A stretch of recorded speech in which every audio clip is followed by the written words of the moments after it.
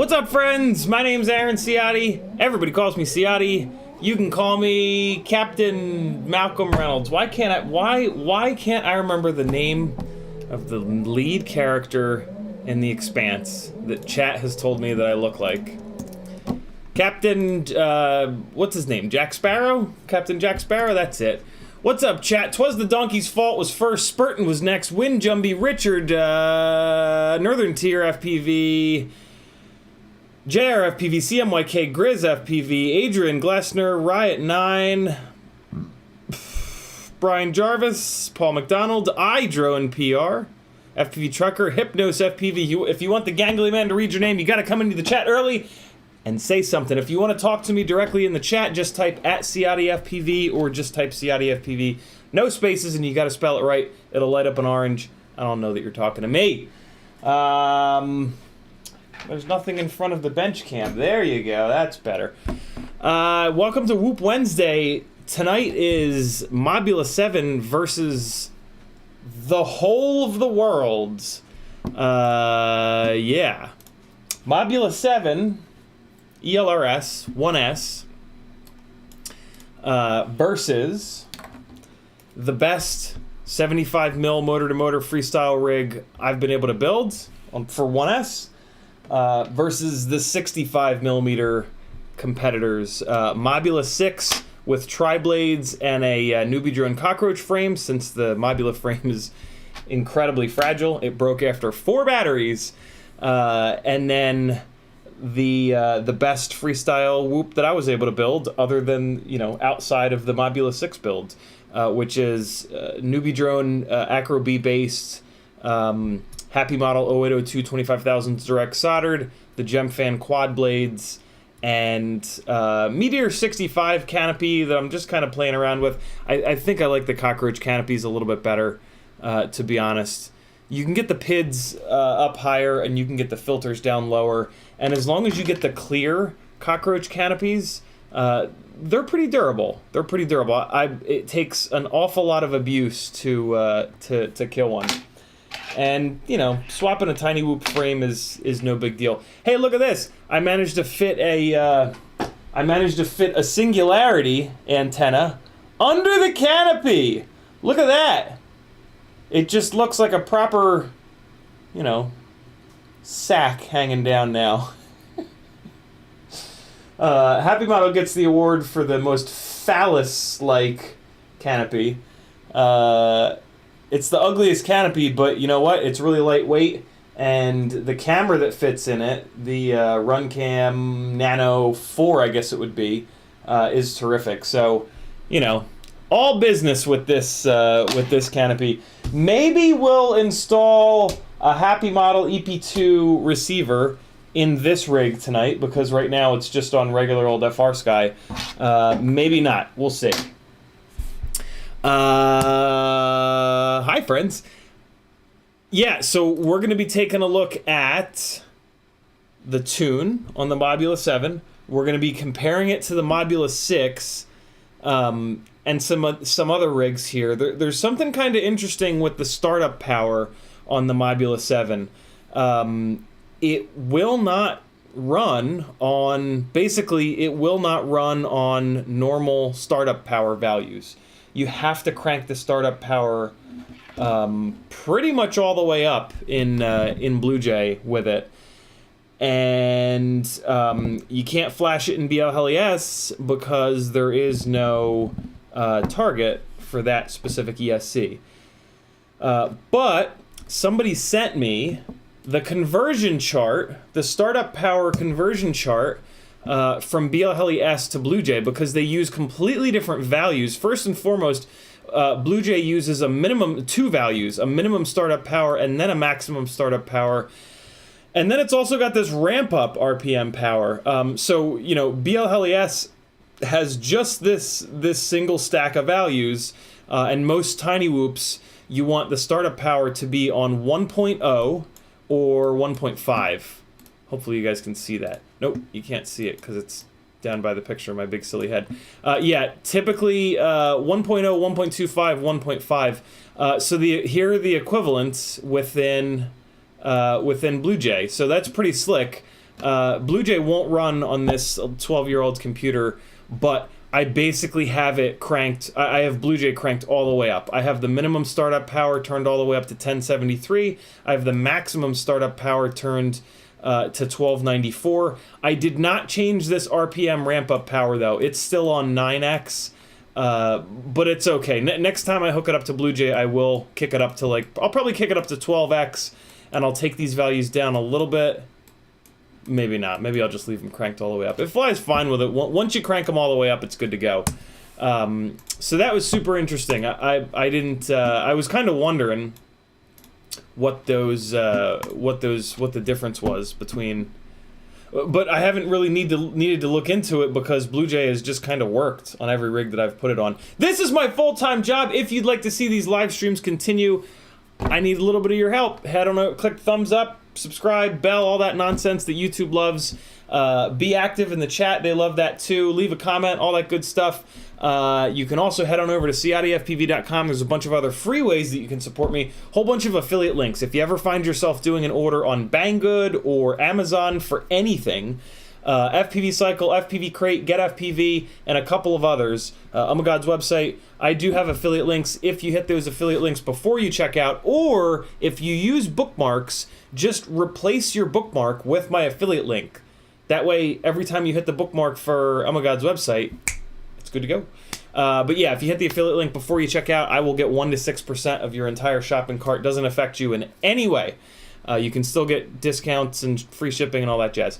There's also an Etsy store over on CiottiFPV.com, a Fiverr store, and a Teespring store. The Teespring store has shirts like this. The Etsy store has stickers like these. There's a whole bunch of really fun ones, including some Clam Man action, and the really cool new Nintendo-looking CiottiFPV logo. And then over on Fiverr, I want to work one-on-one with you. I want to help you fly better through the simulator. We do a flight instruction session. I want to help you build better, help you plan out your builds, so that you buy the right parts to build a rig that's uniquely yours, rather than just throwing noodles at the wall and seeing which ones stick. I've done that for 5 years. I have thousands and thousands and thousands of dollars of blown up stuff over there. Don't be like me. Let me help you for a couple of dollars, buy the right stuff so that you don't waste your time and your money. And then tuning help. I can teach you to tune. I can help you get your rigs tuned, usually a little bit of both. All kinds of other fun stuff on CiottiFPV.com, BattleBot info all the way down the bottom, PayPal link if you want to super chat me but you don't want YouTube to take 30%. Yeah, lots of good stuff going on. Support the people that make the content that you enjoy so they can keep making the content that you enjoy. Shill over in the chat over here. The folks that have tagged me so far are CMYKFPV. He says happy Wednesday. GrizzFPV says what's up. Brian Jarvis says, did you check the link I sent you? Just wondering if it had anything to do with the Mobula 7. I'm not sure, Brian. I get 100 links a day. No, it's not that bad, but I'm not sure, to be honest with you. But if I haven't replied, then I probably haven't seen it. FPV Trucker says that he found a secret stash of ELRS Mobula 7s. Which website's it on, FPV Trucker? Slim says, what is up? YouTube just did the thing, scrolling back up. And there we go. JRFPV says, yeah, I forget names like that too. Favorite CiottiFPV, favorite character from The Expanse. Favorite character from the show. Oh, that's a good question. I'm gonna have to think on that one. Ask me later in the stream, and I'll come up with an answer. I'll have an answer by then. I'll bet. 661 FPV tagged me a million times. Athix says, "Did you get Speedy Turtle FPV's message?" I did not, Athix. Athix also says, "Should we design some whoop nuts for a tail light?" Oh God, I'm assuming that'd be a version of truck nuts. I want nothing to do with that. Truck nuts are kind of a southern douchebag pickup truck owner thing. I want nothing to do with those. Truck nuts, a truck with truck nuts, it's pretty guaranteed that the person driving it is a douche. I hate I don't. I hope none of you guys have them. I have a feeling you don't, though. But if you do, you have them there for different reasons. Brian Jarvis says, "Sweet. Hope that chart helps." Brian, I'm assuming that you sent it. Awesome, dude. Thank you for sending that. That's a really, really, really good find. Abraham says, "What's up, buddy? I was having very similar issues on my HD toothpick build. Got mine flying great this afternoon. How's it going on your end?"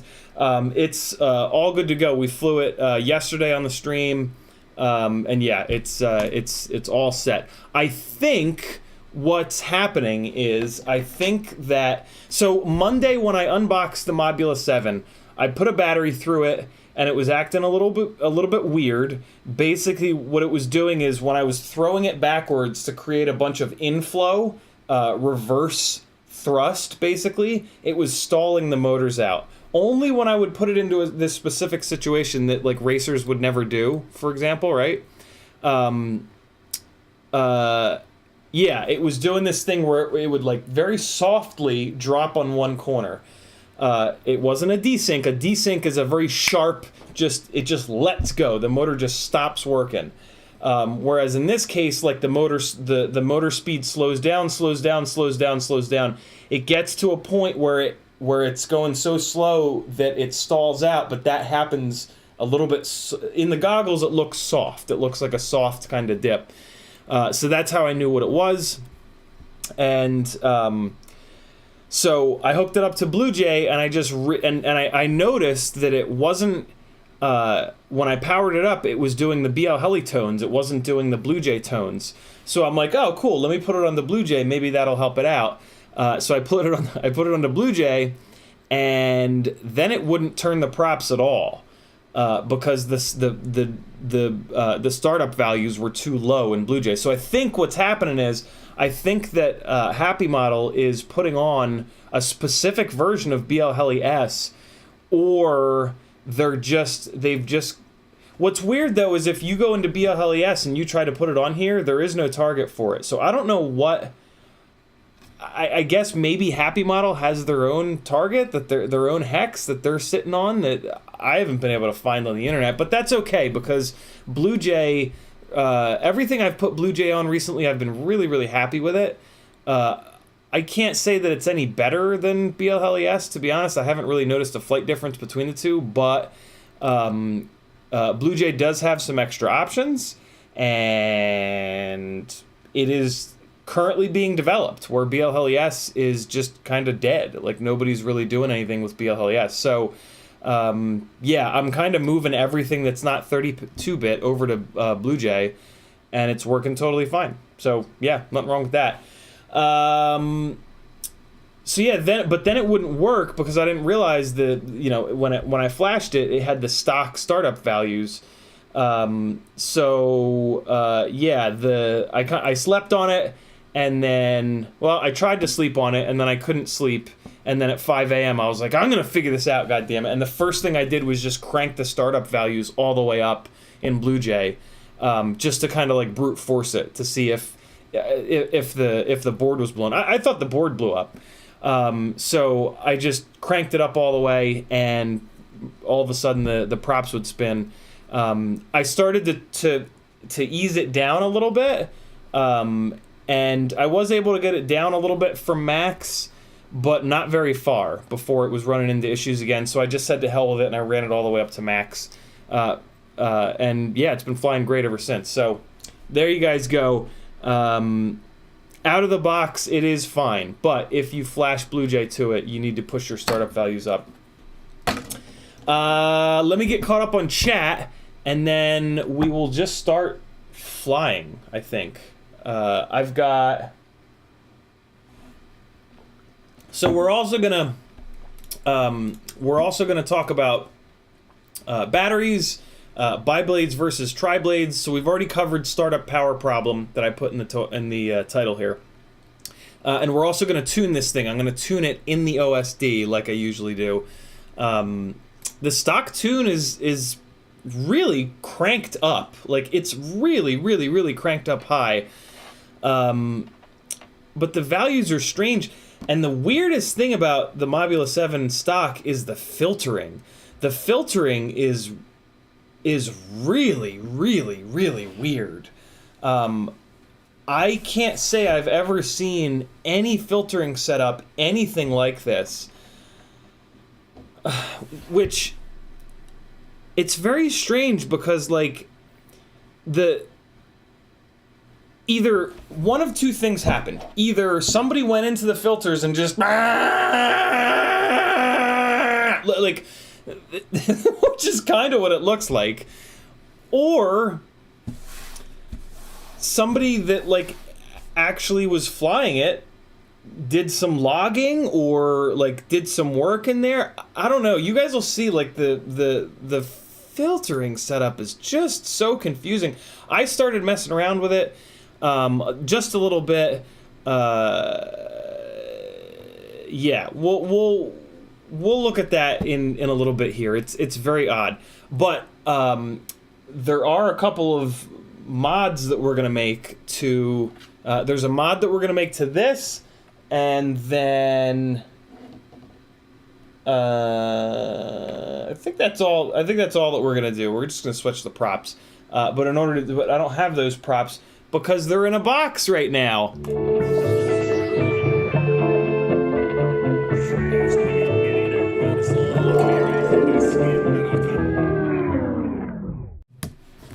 That little thing is from Mighty Car Mods. They are the greatest car channel in the world. Go check them out.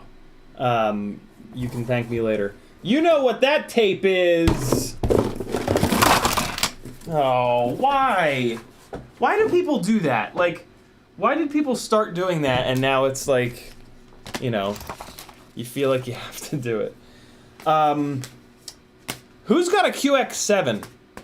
Any of you guys have QX7s? Newbie Drone was blowing out these screen protectors, so I got 4 of them. If you have a QX7 and you win a giveaway or something like that, I'm gonna ship you one of these. What do you think of that? Look at this. I got a Newbie Drone Mosquito XL frame because I was doing an order and I thought it would be cool to have one. This will either end up as a giveaway or I actually think that I might maybe build this. I also got a regular Mosquito frame. So yeah, I'm gonna hoard these for a minute. Maybe I've stayed away from the whole 1.2 inch, 1.6 inch toothpick thing. 65 millimeter tiny whoops are a 1.2 inch prop. 75 millimeter tiny whoops are a 1.6 inch prop. The 65 and the 75 millimeter refers to the motor distance, not the size of the propellers.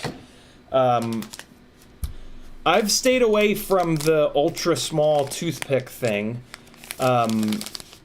because, in my opinion, a 3-inch toothpick, even on like 2S, is plenty quiet.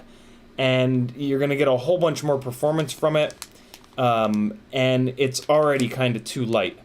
I don't really want anything lighter that's going to get kicked around by the wind even more. But I don't know, maybe there's something magical that happens when you build them. And it's a pretty straightforward build. So what the hell? I'm going to build the small one and then I'll build the big one. Maybe. Maybe I will. No promises. But I bought them. What do you think of that? I restocked on a bunch of clear cockroach frames. 1 or 2 of these will probably end up in the giveaways. But man, you guys will see in a little bit. I'd be torturing some frames, yo. I'm gonna keep 2. I'm gonna put 2 in for giveaways, and I'm gonna keep 2. How about that? There we go. All right, cool. What else do we have? I ran out. I only had 1 set of these Gemfan 1219 31 millimeter TriBlades. On this rig, I've been running the quad blades. I have run this on the TriBlades. I swear it makes more power on the quad blades, which I think means that the 0802 motors are like a lot. You know, we're gonna we're going to be talking a lot about these two guys, which is basically a comparison of 0702 motors versus 0802 motors. These 0702 motors love these TriBlades. I have not run this on the quad blades yet, but I suspect that when I put this with the 0702s onto the quad blades, I have a feeling it's going to be a little bit too much prop, a little bit too heavy, a little bit too draggy for this 0702 motor. I don't know for sure yet, but the reason why I think that that's true is that these 0802s, when I go from the tri-blade to the quad blade, when I go from the 3 to the 4 blade, it just keeps making more power, which means that 0802 is enough stator volume for the heavier, more draggy, more thrusty propeller, right? That's an 0802. I suspect that the 0702s are kind of off that little, they kind of fall off the cliff there.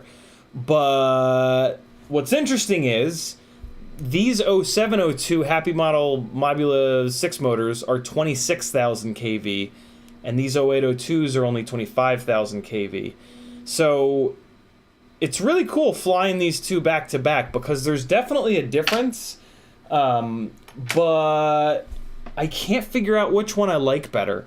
It's not a super fair comparison because the 0702s and just this rig in general is absolutely fresh, whereas this rig and these motors have been just absolutely hammered to hell. So I'm flying this a lot to crash it enough to beat it up to the point where it's similar enough to this. The other problem is that this is on FR Sky, so I don't know. Maybe I'll quickly. I'm kind of afraid to put this onto the ELRS receiver right now because if I can't get it working, then I'm gonna be annoyed. But I don't know. We'll see. We'll see. Let me see how long it takes me to get through mailbag and then get caught up on chat and then pee my pants. I'm considering selling the Zing 0803 17,000s. If you're interested, make me an offer I can't refuse. There's only 3 of them that are good. One of them has a bent motor shaft. I can't find a place to buy a single replacement. Everybody sells these in packs of 4, and I don't want 4. I just want one more replacement one. I don't know. I might actually keep them, but we'll see. I also got one of these new V2 extra strong cockroach frames, and I'm very curious what it weighs. I've heard that it's pretty heavy. So let me grab one of the clear ones, and we will take a look at what it weighs compared to the OG. So we got a little bit of grammage here. So the new one in red, oh boy, that is heavy. 5 grams. It's pretty though in that red. I really dig that. Whereas the old school clear one, oh wow, yeah, big difference. 3.6 grams, 3.7 grams. So, and I don't have a Meteor 65 frame to weigh, but I bet you somebody in chat knows offhand. Wow, okay, that is a big weight difference. Where is that coming from? Man, they look identical. Maybe this is just like a more dense plastic, I guess. Good God, that's a huge weight difference. I would think that this would look like much beefier. It's definitely stiffer. Yeah, like when... Get back here. When you do this little number here... Oh yeah, this is way, way, way stiffer. So yeah, interesting. I'm probably going to stick with these, but if I ever build like a cinematic 65mm rig to pick up like an to pick up the 9-gram $50 camera, there you go. That's what this is going to be for. The Runcam, what's it called? The Donkey? The Kim Donkey, that's what it's called, right? Well, the problem is going to be, though, I don't know. I don't know what I'm going to use this for. My guess, though, is that I'm going to use it for the rig to pick up the RunCam thumb. That's what it's called. Thanks, chat. So yeah, we'll see. With all these little, my reasoning behind that is that all of these little tiny HD cameras have a really hard time with jello. That is why for my tiny lifters, I use the Cockroach 75 frame with the carbon fiber plate on the bottom. For these little Insta360 Go, I've decided to call these the tiny lifters. Yeah, I use a heavy frame, but also the strongest frame to try to abate as much of the motor and prop vibrations as possible. Because, yeah, all of these little tiny HD cameras have a really hard time with jello, so you got to really pay attention to that. So yeah, that's kind of the philosophy behind maybe using that stiffer, heavier red frame. The problem on a 65 is going to be that I'm going to have a hard time finding motors to pick up that heavy of a payload, right? Like that frame is a bunch heavier, and then another 9-gram camera on top of that. All that being said, you know, that kind of a build is not a freestyle build. That's basically a little tiny Cinewhoop. So you don't need to really have like tons of horsepower left over to throw it around. You just need it to basically get off the ground, and then you can just kind of, yeah, do Cinewhoop things with it. So coming soon, I'll be playing around with that. I don't know anything, I haven't thought about that build at all yet, but I will be soon enough. Because for $50, I mean, I feel like we're all gonna buy that little camera. ViFly Short Saver 2, every time I do an order anywhere, I buy one of these and I put it into the giveaways, which run every other Monday. Join my Patreon. I completely forgot in my opening shill to mention the Patreon channel. Patreon is the closest thing that I have to a paycheck. Tons of good stuff going on over there. You're gonna love it. It's well worth $3 whole a month. If you want to be entered for a chance to win something like that, and lots of other stuff, the $5, $10, and $20 tiers are what you want to join. It's all explained over there on the Patreon page. Newbie Drone has a bunch of spacers that nobody else has. They have M2 by 2mm spacers. They've got M3 5mm spacers. These are a little bit easier to find. I got some in purple and red. And M2 by 2mm in darker red. So yeah, I think I think Newbie Drone is the only shop that has the M2 spacers. I mean, they're just little knurled spacers. It's whatever. They're just cool looking, and you know, they're like $1. So you just pick up a couple sets when you're on there. JST 1.0 motor plugs. I can use these. So the Mobula 7, I mainly bought it to rip it apart. I mainly bought it because the motors have 1.5mm motor shafts, and on those tiny lifters, that's really important. The reason why I'm probably getting rid of these iFlight 0803 17,000s is because I put these on the tiny lifter and they flew great, which is why I want to keep them, but on the very first crash, it bent one of these motor shafts. These are 1mm motor shafts, and it's a known problem with any 75mm rigs because they just get heavy. It's a known issue that 1mm motor shafts are just not strong enough for these 75mm builds, let alone these lifter builds that I'm doing that are hauling around a 26-gram Insta360 Go 2. So yeah, tonight we're definitely flying the hell out of this Mobula 7. This Friday, Freestyle Friday from Studio 2 at Maggie's, we are going to fly the hell out of this. To be honest with you guys, at that point, this is probably going to get torn apart. And I'm gonna, luckily these motors have the little tiny solder pads on them, the little PCB on the bottom with the solder pads. So I'll be able to direct solder these JST 1.0 motor plugs. So in case you don't know, the regular industry standard motor plugs on all Tiny Whoops are JST 1.25.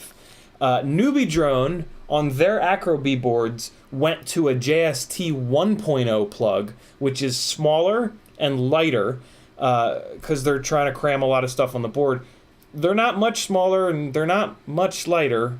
I really wish they'd stuck with the bigger plugs, but yeah, at least they sell these motor plugs. So I'll be able to solder these onto these motors and then plug these motors into the Acro B board, which saves me from having to direct solder them. And it's just such a pain to direct solder the motors. Yes, you get a little bit of efficiency back, but those Cockroach 75 frames, it's hard to fit the motors through the frame, and in some cases you actually can't fit the motors through the frame. So if you want to direct solder the motors in that situation, you have to do it with the frame sitting there, and it's just a nightmare. And then you accidentally touch your soldering iron to the frame and melt a big gouge in it, and then it breaks and you just lose your mind.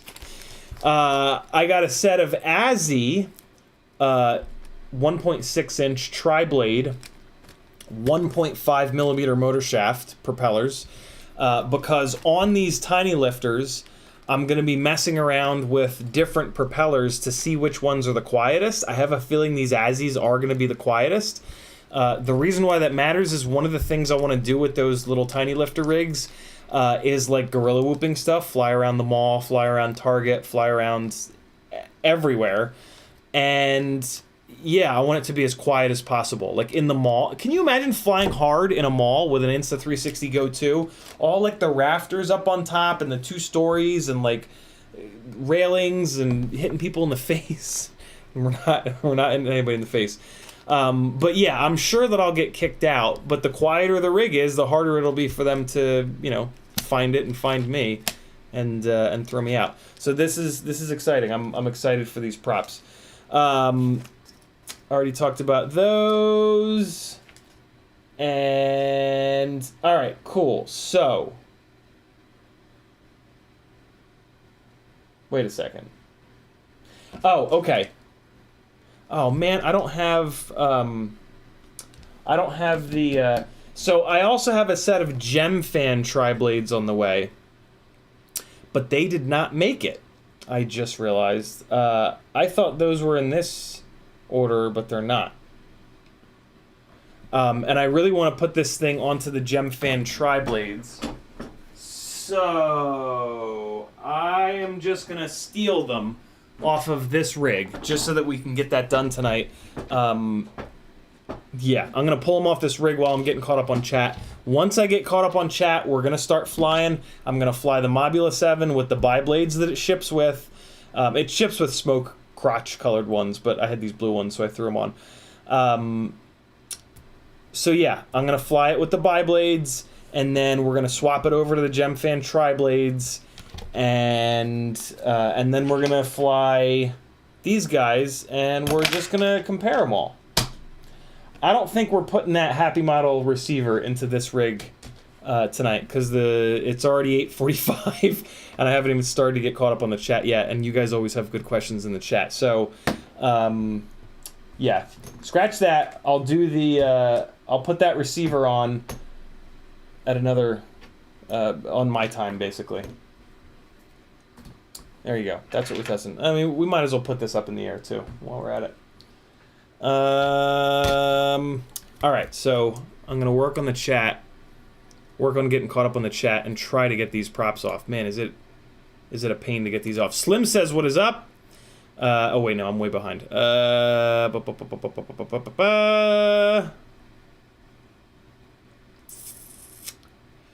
Brian Jarvis says, the Blue Jay link you just showed. I think we're good there. Dub Squared FPV says, here comes the juice. Yeah, right.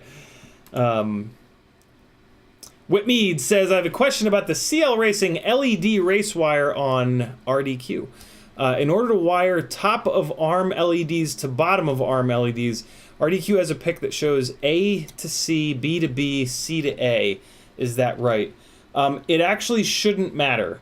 Wiring those LEDs tops to bottom, you should just be able to put like any motor wire anywhere, because on the top of the race wires you can do that same thing.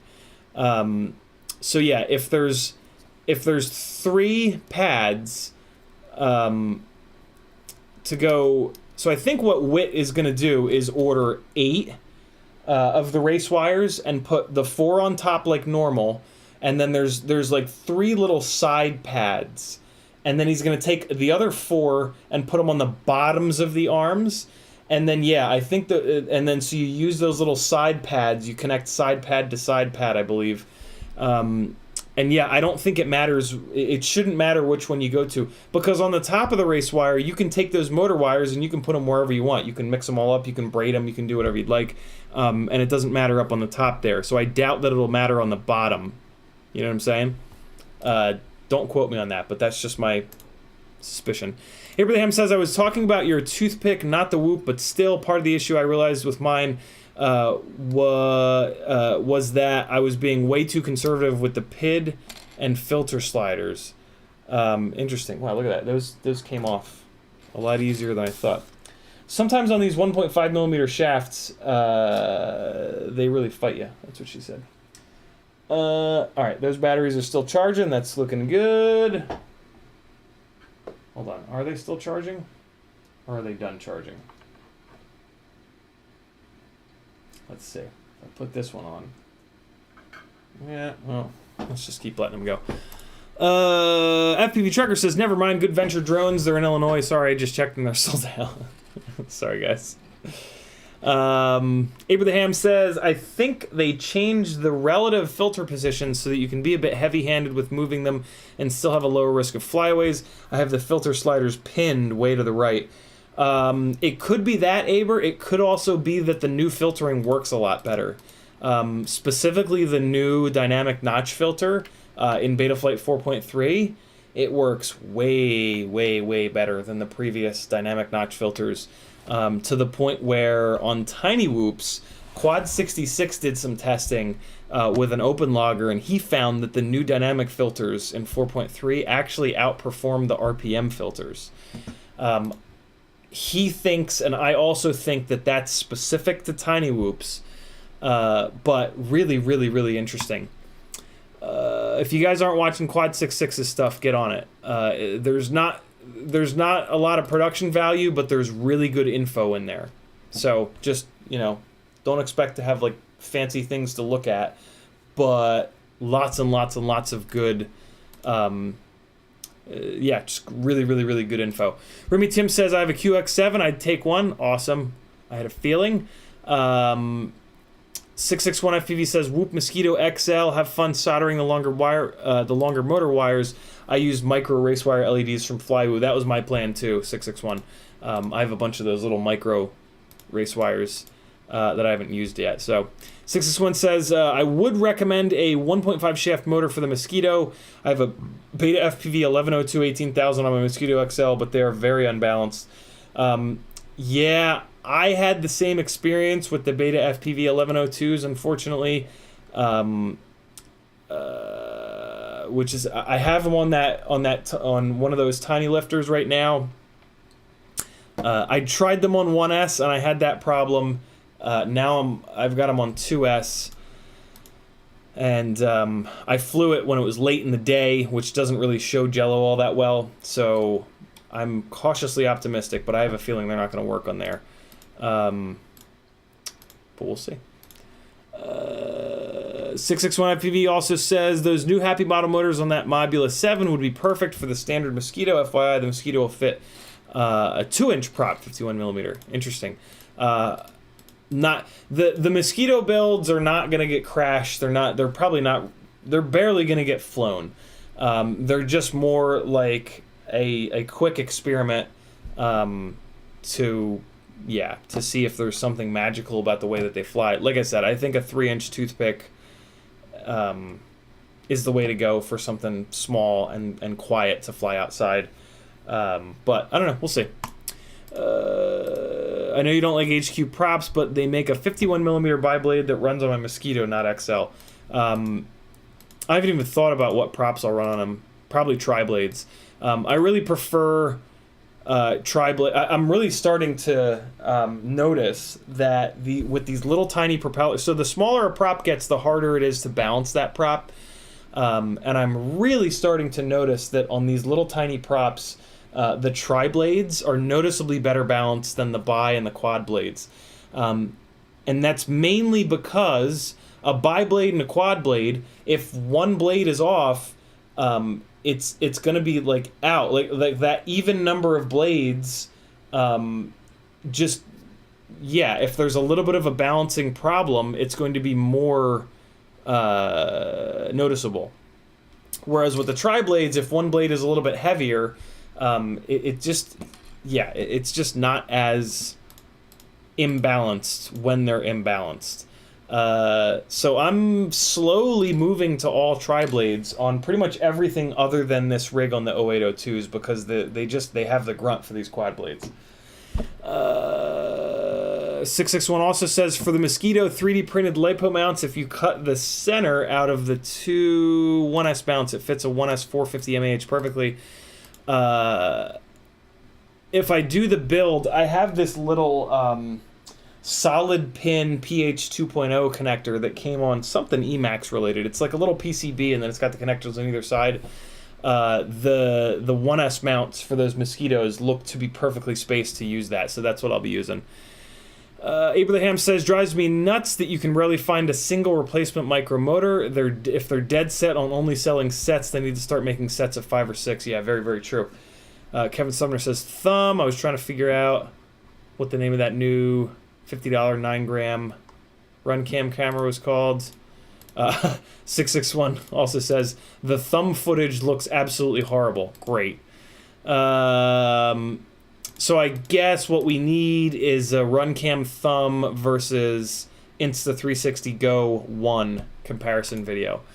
Lenny says, about to order a Mobula 6 off RDQ, going to be my first whoop since the old OG Inductrix.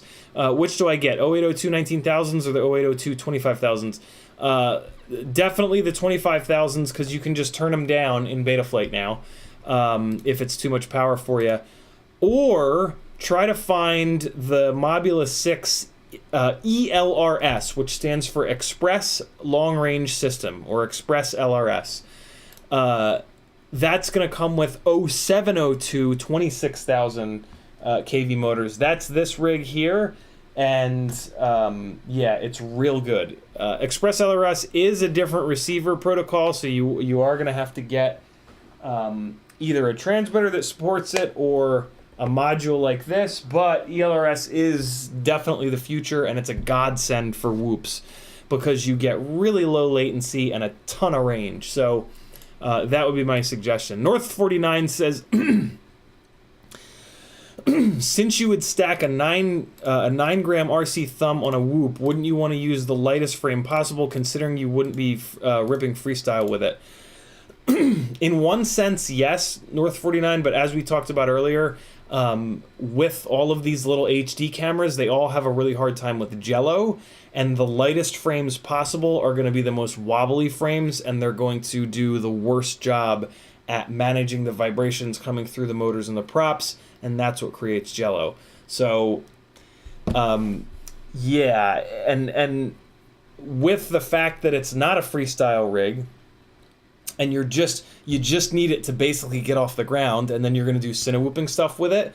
The extra like 2.5 or 3 grams from the heavier frame isn't really going to make a difference, right? Like, you know, these little tiny motors will make like, I want to say like 20, 25-ish grams of thrust each.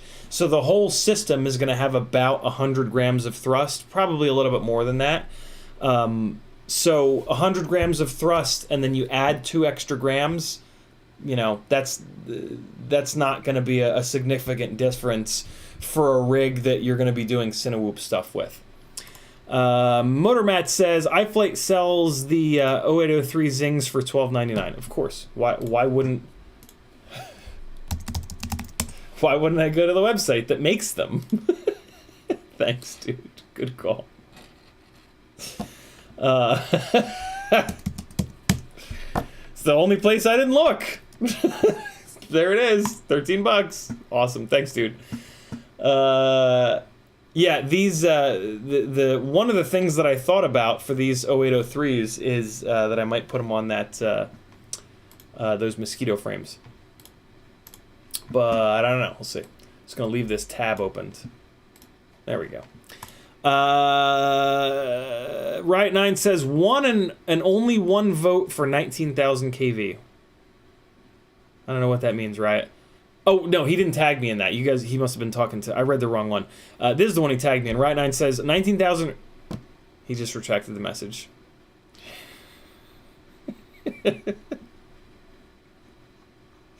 You son of a bitch. What did it say? Were you making fun of my face? No. I think we've already talked about the issue. Whitmead says, yes, you're exactly right. My plans for the LEDs, cool. Yeah, I think you'll be good, Whit. Speedy Turtle says, what's up? What's up, dude? Good to see you in here. Welcome, welcome. FPV, I haven't seen you in a while, Speedy Turtle. Hope you've been doing well. FPV Trucker says, what's that part number for that micro prop remover thingy? It's in my, it's down below in the description, in the tools section. But it is Wiha, W-I-H-A is the company that makes it. It's called the Chip Lifter, and it's 26810. This is the best thing that I've found to remove tiny whoop props that are on the 1mm shaft. This does not work all that well for 1.5mm shaft tiny whoop props because this little groove in the end of this thing is not big enough. That little opening there is like exactly 1mm. So on the 1.5mm it doesn't work nearly as well. But this thing is great. On the 1.5mm motors though, Gemfan's got your ass covered. They just put out on Instagram today a little picture of a little tiny prop puller. Let me see if I can find it quick here. Oh wait, I forgot. The computer's 12 years old. Nothing is quick. Gemfan Hobby, and bang. Look at this little thing. Prop Locket T-mount prop tool. Look at this. Look at this little thing. So it, yeah, there it is. There it is, right? So here's how it works, right? It goes on the top. I think what it's doing is it's got screws in it, and the screws screw into the outer T-mount holes, which we never use on these props, and then the center shaft here pushes down on this big long center shaft here pushes down on the motor shaft, so it pulls the propeller up and off the motor shaft by basically holding the center shaft in place and then lifting the propeller up from the T-mount, the M2 T-mount holes on the left and the right. That's what I'm assuming. I can pretty much guarantee you that's exactly what it's doing. Because it says, like, you know, no more bent motor shafts, blah, blah, blah, blah, blah. So yeah, that's between that thing and the chip lifter, you're going to be good to go. You're going to be able to get your props off, I promise. My fingers right now, my right index and finger and thumb are just ruined right now because I've been changing a lot of these props on these 1.5mm shaft motors, and like they just fit on there really tight, and yeah, it's super annoying. Michael Blades says, what's up? Hillside FPV says, have you ever thought about building a 2-inch TKS? What's a TKS, Hillside FPV? Do me a favor, repeat that whole thing, because by the time I read it, it might be 20 minutes from now. All that being said, 2-inch is kind of like a cursed size, although these tiny lifters, I would love to do a 2-inch tiny lifter, but there's other problems, like the frame gets so big that the ducts become in view. There really isn't a good 2-inch frame at the moment for carrying an Insta360 Go 2, which is kind of annoying, but Yeah, I don't know. The 2-inch frames just get awful heavy, so you end up being left with like just the Beta 85 plastic frame, and that frame is like really fragile. So yeah, it's hard to build a 2-inch rig right now, in my opinion. Riot9 says, was a debate in chat over 19,000 versus 25,000. Oh, 1 vote for 19. Got it. Schizophrenic FPV says, what's a good dry weight for an analog TP3 build? I'm at 80 grams. Think it might be a little heavy. I have no idea, to be honest. I'll let you know when... Oh, analog TP3 build. Without propellers, I'm at... Oh, wait. This is with the Diamond VTX, which is kind of heavy. 62.2 grams without propellers. So, yeah, you might be a little bit heavy because this has got that big, heavy DVR VTX that doesn't work. As we found out yesterday. But, you know. Yeah, so you might be a little bit heavy, Schizophrenic. That'll give you a little bit more throw, though, which is a real problem for me with toothpicks. So maybe leave it, as long as you have enough power. License to Drive says you don't use one of those prop remover tools for whoops. I'm not sure what you mean, License to Drive. What prop remover tool are you referencing? Subsonic Frequency says, didn't tag me, but said, please build a TKS. I still don't know what TKS is.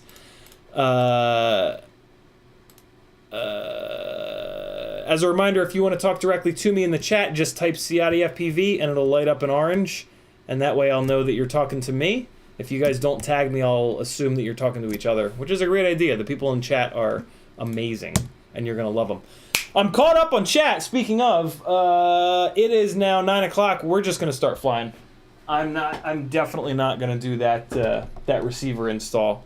You guys have seen me build plenty of stuff, so there's really no real reason to do that. I think this is basically everything that I wanted to do. You guys will get some better quality footage Friday.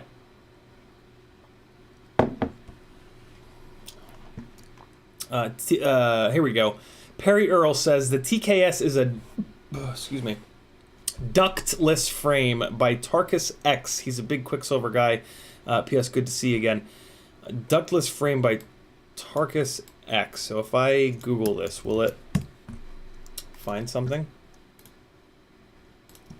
Let's see. Found it on Rotor Builds. Well, that's interesting. Do we have some more pictures of it? We do. We do. So, here's the problem with this frame. Oh, that's not what I wanted to do. Here's my problem with this frame. Having these motors hard mounted on a really stiff piece of carbon like this is going to really put a lot of stress on the motor shaft. So realistically, you're going to have to go to a 1.5 millimeter motor shaft motor. And then my other issue is that I just don't understand the point of this right here versus a 3-inch tiny whoop, a 3-inch toothpick.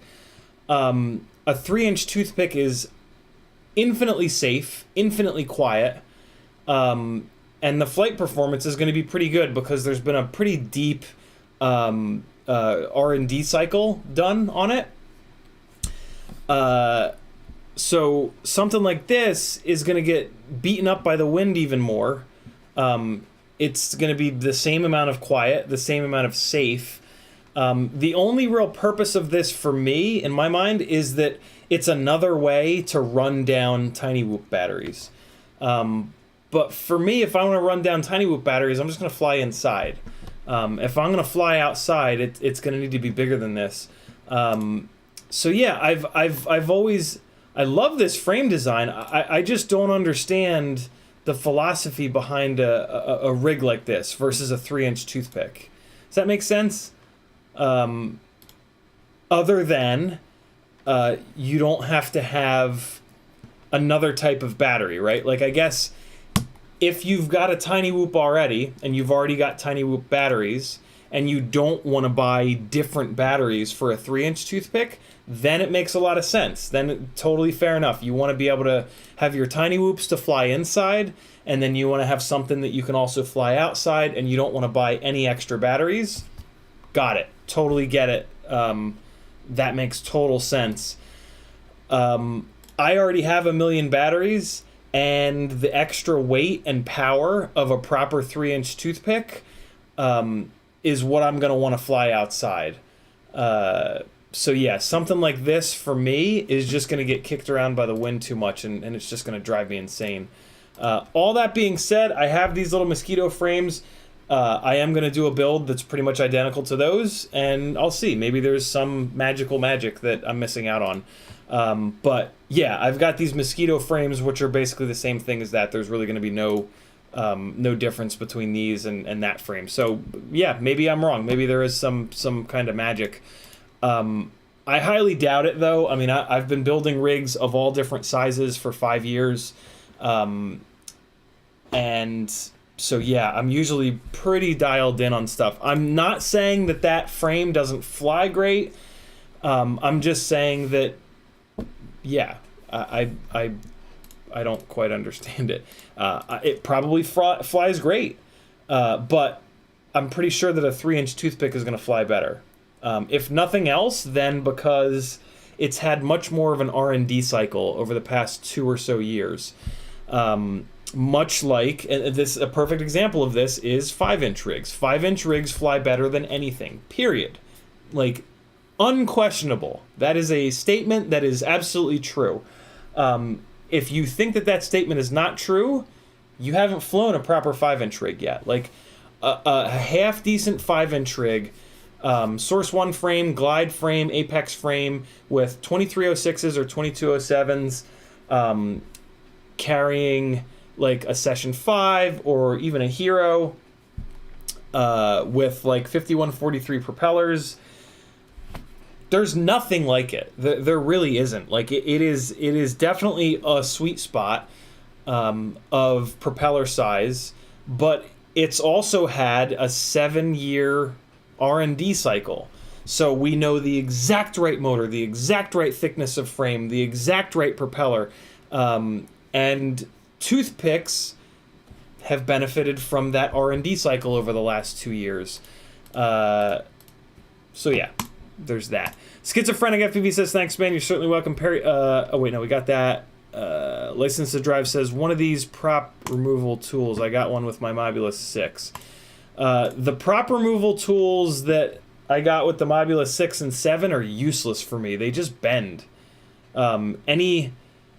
So I typically try to take, so that picture's not loading, but I'm assuming, yeah, it's the classic prop removal tool. Yeah, they don't, like, the only time that I need to use a prop removal tool is when the prop is kind of stuck on there, because I really prefer to take the props off with my fingers so that I can pinch the motor and then pinch the propeller and twist them. If you twist them, it really helps to get the prop off. So I really always try to do it with my fingers, but then if it's being stubborn, if I use those little cheapy prop removal tools, they just bend and they're just worthless and they just get thrown away, so I don't even bother with them. Subsonic Frequency says, TKS by Jack's, it's carbon cut too. Dub squared, so we already talked about that. TKS 2-inch toothpicks, 2-inch whoop board, 1102, 10,000s. What 1102 10,000s? Who makes an 1102 10,000? Subsonic Freak says, I have a 75 and she rips. Hillside says, Rocket Race Nick Burns loves him. Search YouTube Nick Burns TKS. Hillside says, Gemfan Hurricane 2023. 2023, which one is that? That's the TriBlade, I think, right? I think 2023 is the TriBlade. That prop made a really shrill noise when I tested it. when they first came out, if that's the one that I'm thinking about. Remy Tim says, mall whoop strategy I just came up with. Go early. Nobody's at the mall early. Yeah, I'm going like during the week at like 10 a.m. or like 9 a.m. or something when nobody's there. And make friends with an employee at a small dude bro store that sells hats and hide in there. Damn. Daniel is Remy Tim's human being name. Dan really thought that one out. Hat store, hide in there and fly. I love it.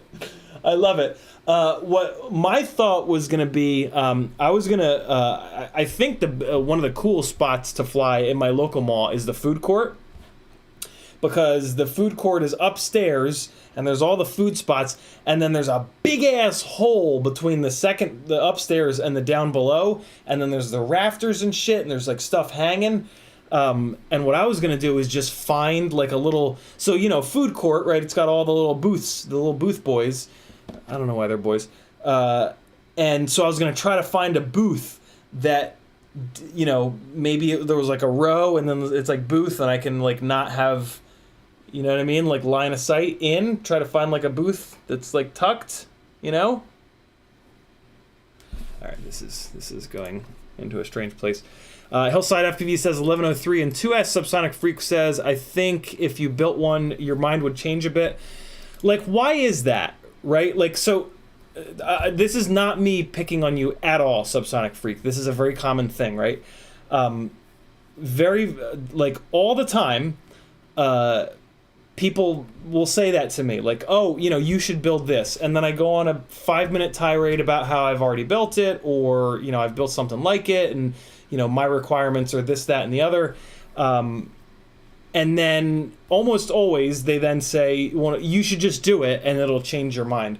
The first and foremost big problem with that is builds take a good amount of time, and I just don't have a whole hell of a lot of time, to be honest, between working gigs and Maggie and the kids, who I really want to spend as much time with as I possibly can, and just everything else that goes into trying to be a full-time FPV person and surviving on it. It's just really hard to find time to do a full-blown build and then go spend 5 to 10 hours flying it to really get a good feel for it and whatnot. So yeah, like, why?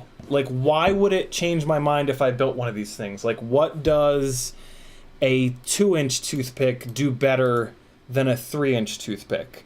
Or 1.6 inch or whatever, right? Like, what do these small toothpicks do better than 3-inch toothpicks? I'm super skeptical because there aren't many motor options. The motor shafts are too thin, so they're very fragile. And there hasn't been hardly any research, R&D done on these smaller sizes. Whereas, like we were talking about before, like the 3-inch side has had nothing but R&D done on it over the last 2 years.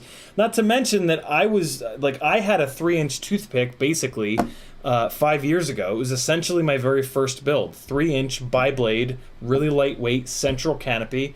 There's tons of edits here on the channel, DVR edits flying my Baby Hawk. That was basically a toothpick. Years and years and years before Kebab ever messaged me to start asking me questions and learning about micros, and then eventually creating the whole toothpick thing. Jana CHC says, I flashed Blez J to my Tiny, and now I only see 3 ESCs. Is there a way to fix it? Reflash it. Yeah, you should just reflash it, and it should be okay. That's weird. Subsonic Freak says, not saying it would change a lot.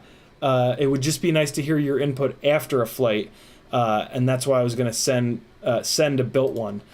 If somebody sends me a built rig that I can just bind and put up in the air, I mean, that changes the whole thing. Like that makes it way, way, way simpler, and I'm absolutely willing to do that. But yeah, like me doing a scratch build, that's like a 2-3 hour time commitment, and I just don't have it. I just don't have that kind of time. I've got probably 40 or 50 different sets of props that need testing. I have 8 or 9 or 10 builds waiting to be done, and I've got like 3 years of flight 5-inch flight footage that need to be edited. So yeah, it's time is very hard to come by, unfortunately, because there's a lot of stuff that I want to do, right? Like, believe me, I want to build and fly every single possible combination of everything, but that's just an impossibility.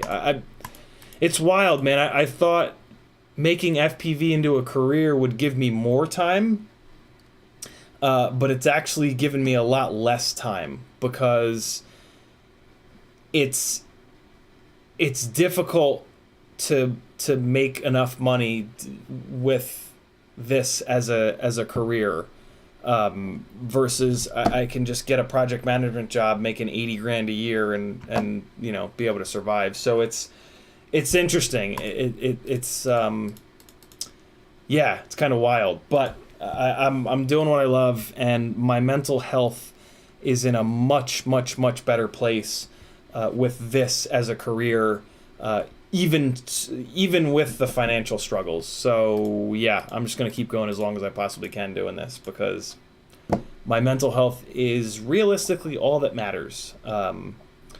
I learned that. I almost learned that the hard way in 2020. So yeah, never going back. Remy Tim says, I went to Hat Store because you got to find one of those little stores that only has one employee. Otherwise, you'll end up dealing with the employee and then their manager, and you don't want that. Oh, okay. I thought into it even deeper. I thought because goggles on head, you know, I was like, oh my God, right, Hat Store. So it's like, you know, you can like put a hat on. Subsonic Freak says, which protocol? I'm talking to Kevin, the designer of the frame, LOL, if you're willing. If possible, ELRS. Yeah, I would. I'm all about ELRS right now on these smaller rigs. I think it's really the future, because it's so lightweight and the range is good. All right, I'm caught up on chat again. Now it's time to actually fly. Do me, it feels weird to say this, but since we've only got 45 minutes left-ish, I mean, I can go long, but try to keep the chat as dialed in about this stuff as possible for the rest of this stream here. Because, yeah, you guys know how I am. I always want to answer all the questions. If you've got, you know, non-Tiny Whoop questions, if you can, just hold off on them until Freestyle Friday, so that we can just get as much tiny whooping in as we possibly can here tonight. Because after I fly these, I do want to like look at the tune, and I am going to be spending some time tuning here.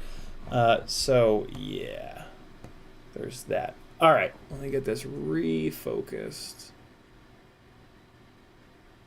All right, great. Okay, so first up is going to be the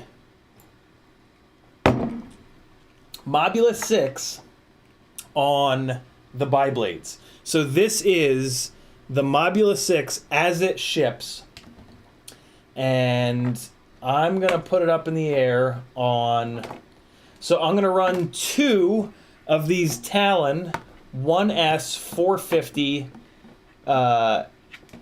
85C batteries in a row on this. One of them with BiBlades and one of them with TriBlades. This is a 12.6 gram battery. So I'm going to run 2 of these in a row. And then I'm going to run a GNB 450. And then I'm going to finish up with 2 of these GNB 380s. So the first batteries I'm going to run are these Talons. Talon NFG. And then I'm going to run this GNB 1S 450, also 12-point-something grams. And then what I think are the best batteries, what I'm pretty sure are the right batteries, are these GNB 380s. These guys are only 10 grams, and the runtime is totally fine. I don't need 10 minutes of runtime on a tiny whoop. It's easy and quick to change the batteries, so yeah. Alright, so first up is the Mobula 7 on fairly stock tune, fairly stock filters with my rates.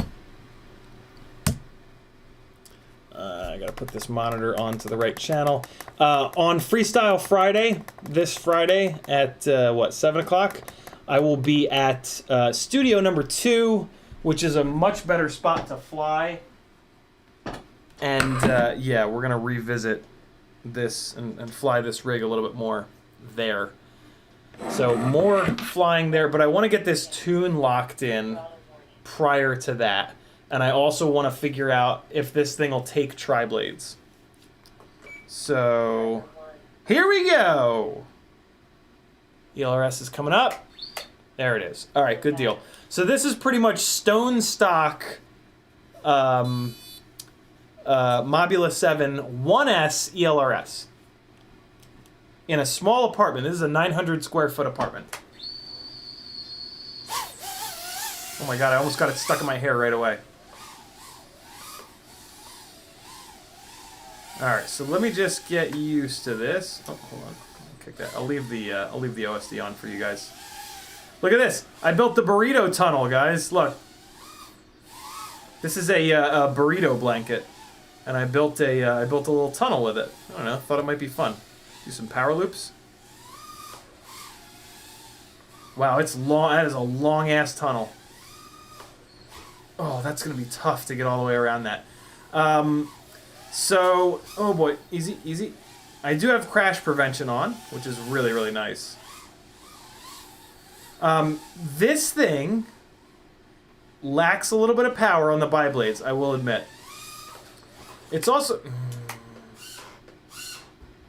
Hey, I almost made it. It does lack a little bit of power on these BiBlades, but it's not... It lacks power compared to the really powerful other rigs that I have. Most people would think that this has a really good amount of... It does. This has a really good amount of power, and the runtime on these BiBlades is pretty gnarly. So, like, out of the box, it flies really decent. And as you can see, the tune is even pretty decent. The tune feels weird. Oh, wow. It got really upset there. That was interesting. Try that. Oh, God. Let me try that again. Yeah, it's getting really upset. Oh, boy. It's getting really upset on yaw. When I throw that big move. It was not doing that the other night. You see it? It's running out of authority on the yaw axis. And it's doing that big bobble. It's okay, we'll fly around it. Maybe the tune will help. So let's put this into prop wash to see how the tune does. Okay, let's just smash right into the door frame like a total donkey. So this is the best way that I've found to put whoops into prop wash. Big throw diagonally here. And then, man, I can't even do it because it keeps doing this weird shit on the yaw axis. Yeah, wow, okay. I think we're gonna start the tuning a little bit earlier than I thought. So here's where the tune is at. Here's where the PIDs are at. What's that? What are those S's? Oh, simple. So roll. So the P terms are 123, 116, and 123. I don't know why on earth they have less pitch P than roll P. That makes no sense at all because the battery is sitting front to rear. And then the yaw P being even with the roll P doesn't really make much sense either. You always want more yaw P because that's the less authoritative axis. I gains are 143, 135, 143. So same kind of story there. And then the D max is 80, 77, and I'm assuming Oh yeah, we don't have D gain on yaw. So yeah, very weird PIDs here. Is it gonna let me? Oh, it will not let me change these. Oh, can I turn it off in here? Yay! Awesome.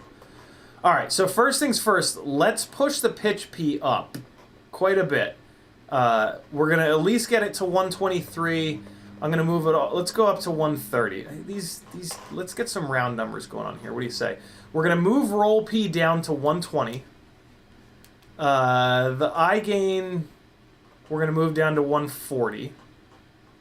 The pitch I gain, we're gonna kick that up to.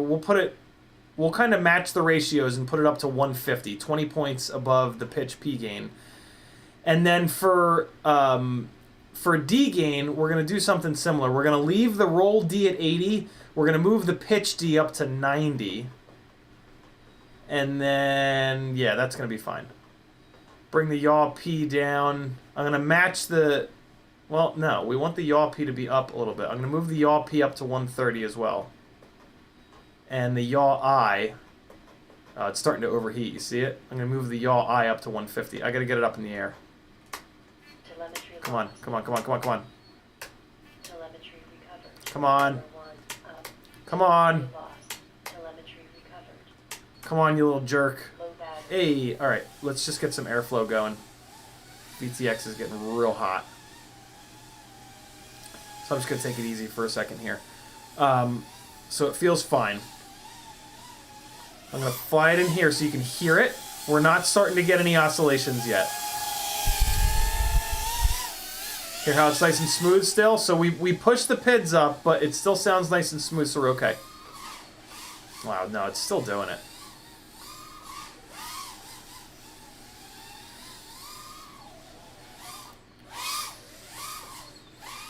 Alright, so there we go. I got it to sit down into its prop wash. So there's a little bit, there's a tiny little bit of prop wash there. If you get it just right, see it? You can probably barely see it in there. That's actually fine. You know, this is me specifically trying to put it into prop wash, so I'm actually okay with this. I don't really, you can see it ever so slightly there. I don't need, like, yeah, normal freestyle flying. I'm just going to fly around normally. I'm just going to, like, freestyle around a little bit here. Normal free... It looks... Oh, God. It looks so funny with that burrito there. Oh, God.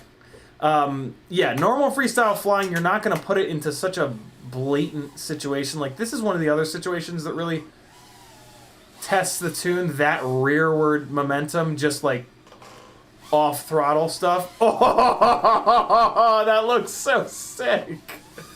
Oh, I love the burrito tunnel, yo. I think the burrito tunnel is going to be a constant thing from now on.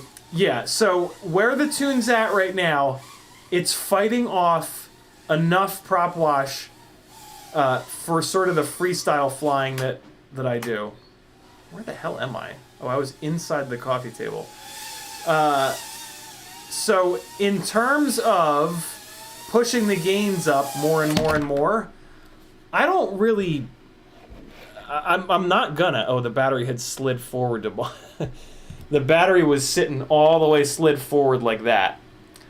So it was really working hard to stabilize the pitch axis. So yeah, the PID tune is in a place where I'm pretty happy. I mean, it is running out of authority, like I was saying, on the pitch. I'm sorry, on the yaw and roll moves where I'm coordinating my sticks between those two. But other than that, it's fine.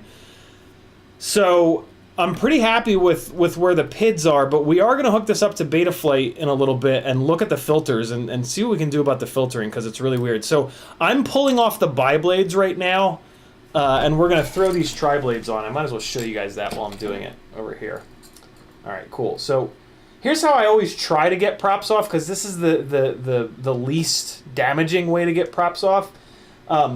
You pinch the motor in here, in between the in between the standoffs of the ducts so that you can keep the motor nice and solid.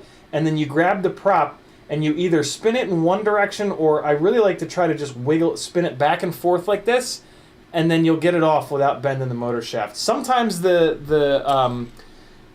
prop shaft will spin on the bell, which is kind of annoying, but more often than not, you will be able to get it to spin. You'll be able to get the prop to spin on the motor shaft. Man, my fingers are just like hurting from doing this so much over the past couple of days, playing with different props. And yeah, so this one is admittedly kind of fighting me, but I think I've just about got it. There it goes. All right, cool.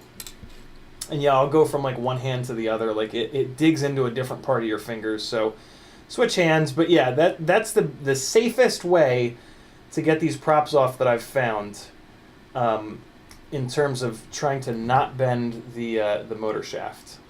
But like we looked at earlier, and this little chip lifter thing, it does kind of work on these 1.5 millimeter shafts. It is still useful. So yeah, Weha 26810 chip lifter. This thing is great for getting tiny whoop props off. But the problem is when you're in here with it, there's a chance that you'll bend the motor shaft because you're in there and you're kind of cranking on it. But you can see why it's so good, because it's got this little angle on it, and then it just boop, and it picks the prop up by the hub there. It works staggeringly well. All right, so now we're gonna go to these TriBlades, and I'm hoping that that these will kind of wake this rig up. All right, so they're fitting a little bit tight on the motor shaft there, and I had a hell of a time getting the quad blades off. So what I'm gonna do, I have this little kit with tiny little drill bits, and in here is a 1.5 millimeter drill bit.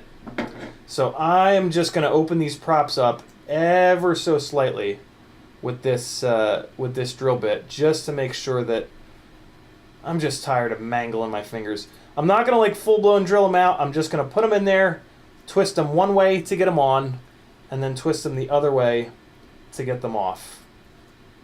I just want to take the tiniest little bit of material out of each one of these, so that they don't get so jammed on there. I would not suggest like putting this into a drill bit and going ham on it, because you're gonna open the prop up so much that you start throwing props off here. This is just as light as I possibly can. Get it onto the drill bit to where the drill bit goes all the way through it, and then back it off. And in the process of doing this, it just takes a little bit of, it kind of like just takes the right amount of material off. Just a little bit, not too much. Last one. All right, it's all the way on. And then spin it back off. Cool. Oh, this one's stuck on there. Come off, you little jerk. What's happening? Is it spinning in the... I think maybe I wasn't grabbing it hard enough. Yep, that's all it was. All right, cool. So that should be a little bit better. And... all right, cool. I don't know where I got this, but it's just a little HSS drill 1.05 to 2 millimeter kit. Probably Amazon. All right. So now these guys should fit a little bit better, a little bit easier.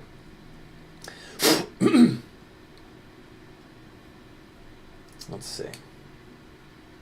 Jesus, it's still really tight on there. Grab the motor, give it a little spin to get it down. You really want to make sure that you get these all the way down on the prop shafts. Well, I'm gonna leave these. I'm gonna leave this like this up a little bit, because if I push it all the way down on the motor shaft, it's gonna be really hard to remove. And I'm just going to try to not crash super, super, super hard. Because when you leave the props up on the motor shaft a little bit, you don't get as much strength on them. If I had time, I would run that. Well, no, these props are for that other build, and they fit perfectly on that other build. On those other motors, on the Beta FPV 1102s. I think that the Happy model oversized these 1.5 mil shafts. I think they're like 1.51 millimeters, to be honest. Or Beta FPV undersized their 1.5 mil shaft on their 1102s. Because these props are perfect on those 1102s, but on these Happy model 0802s, they're noticeably harder to get on here. And god damn. Alright, well, they're about as far on as they're gonna get. Another one of these Talon 1S450s. Let's see how it is. This should be immediately noticeable. These props are quite a bit. They're just much heavier, more. There's a lot more blade surface area. Yeah, they're a lot more prop. So let's see. There's a chance that these motors won't be able to keep up. I should be able to feel that pretty quick. Oh, well, there's another issue. There's a balance problem. All right, give a listen. Hear it?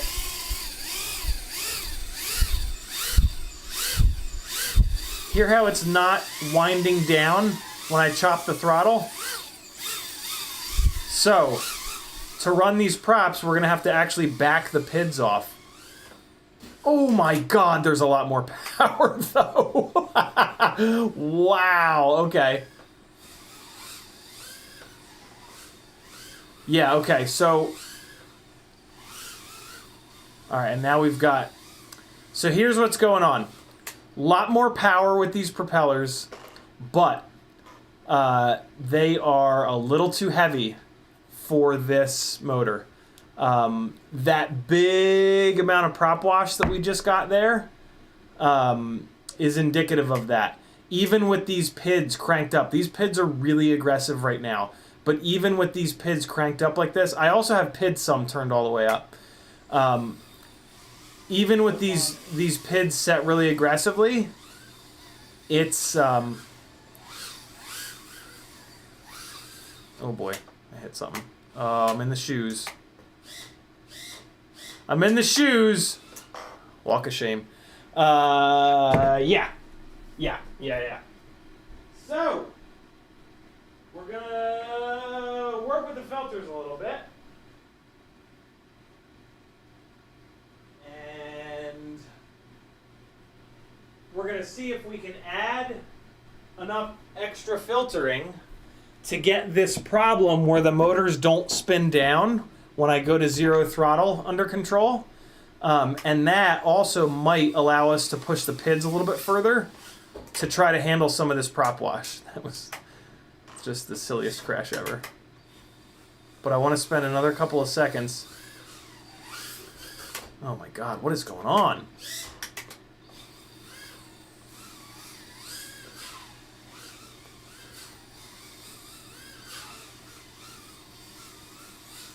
Still flies really good. Oh!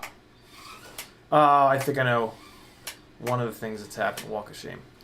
I think one of the things that's going on is that my throttle expo midpoint is now completely wrong. So let me show you how to adjust that. On these tiny whoops, if you're going to fly acro indoors and you like flying really low to the ground like I do, you're going to need to use some throttle expo, which is really nice to use.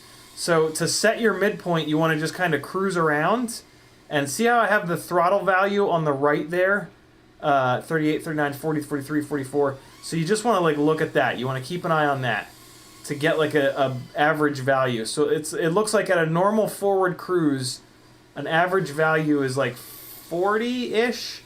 So then you're going to come in here, profile, and it's in rates. Go down to rate. You can either scroll all the way down like this, or you can just hit up to go to the last page, and then there it is at the top. Throttle expo, that's the amount of expo. 30 is a good normal amount, like middle amount. And then this is what we're really looking at, is throttle mid, but it's good, it's 40. So the throttle midpoint is correct. Not correct, but it's where it should be for these props. So that's really good. Man, I cannot believe, that's not true. I can believe how much extra power this has. It almost feels like it's a little heavier, and I mean it is. It is heavier. Oh my god. So this is my issue with this Mobula 7 versus the 6, is that it's just heavier. And in small places, that extra weight, it just doesn't... I don't really like it. So I got these chairs set up here too. I guess there's a chance that we can do a power loop over the chairs. Jesus. I really, really prefer the 65s in this small apartment. They just have that extra... Oh my god, what is going on? They just have that extra little bit of lightness to them, which really helps with I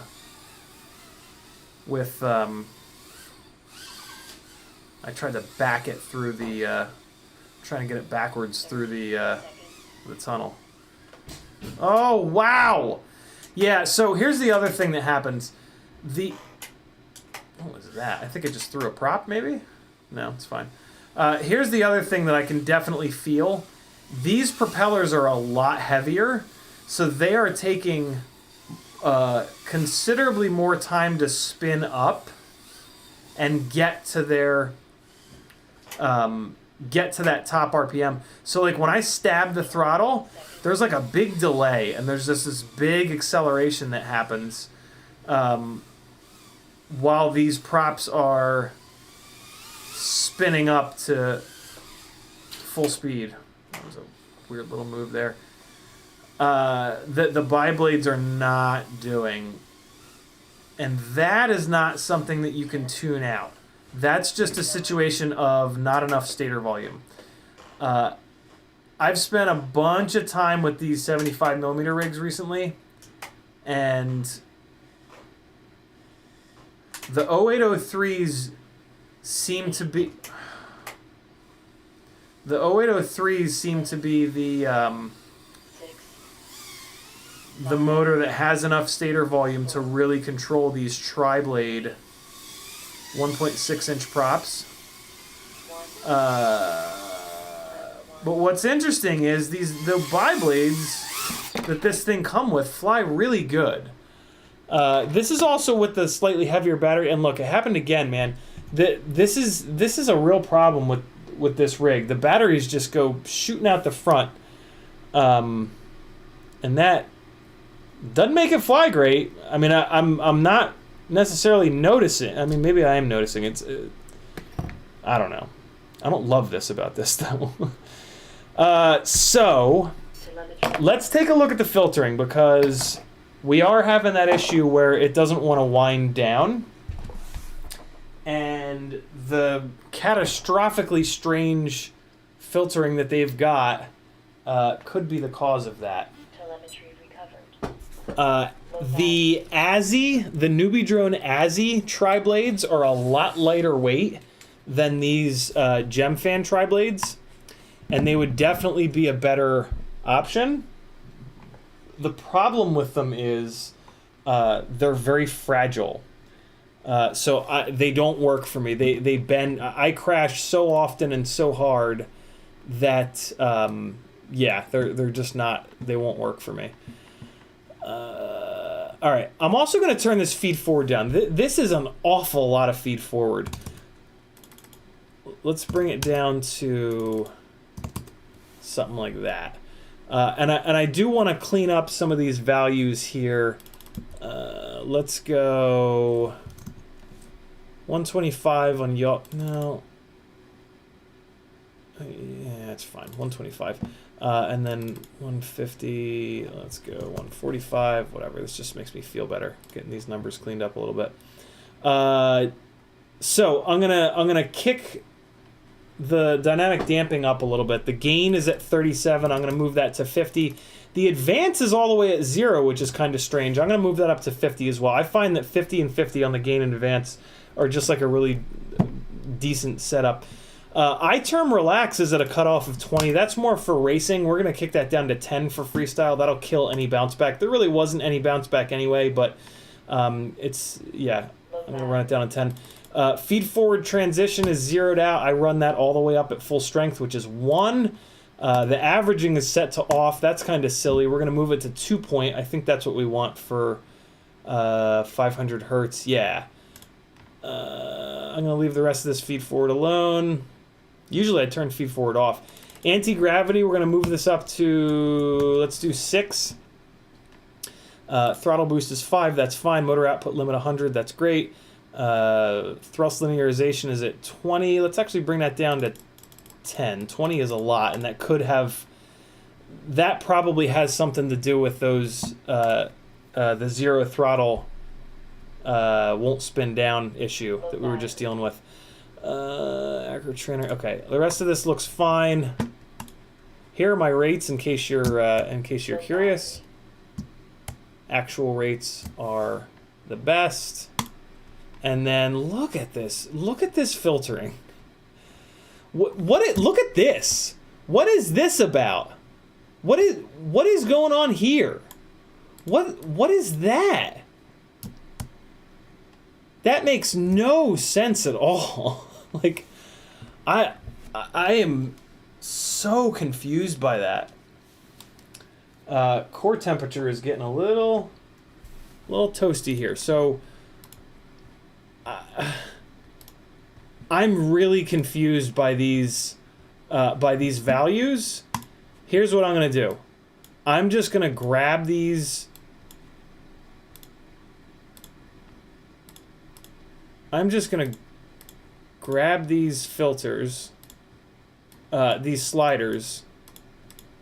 Come on. You know, I'm gonna reset it. Oh, well, when it resets it, it resets it. Why won't it let me grab this? There we go. I'm just going to move these to like much more normal values, and we're going to see how this thing does. I'm going to do this kind of quick because I did see a core temperature warning.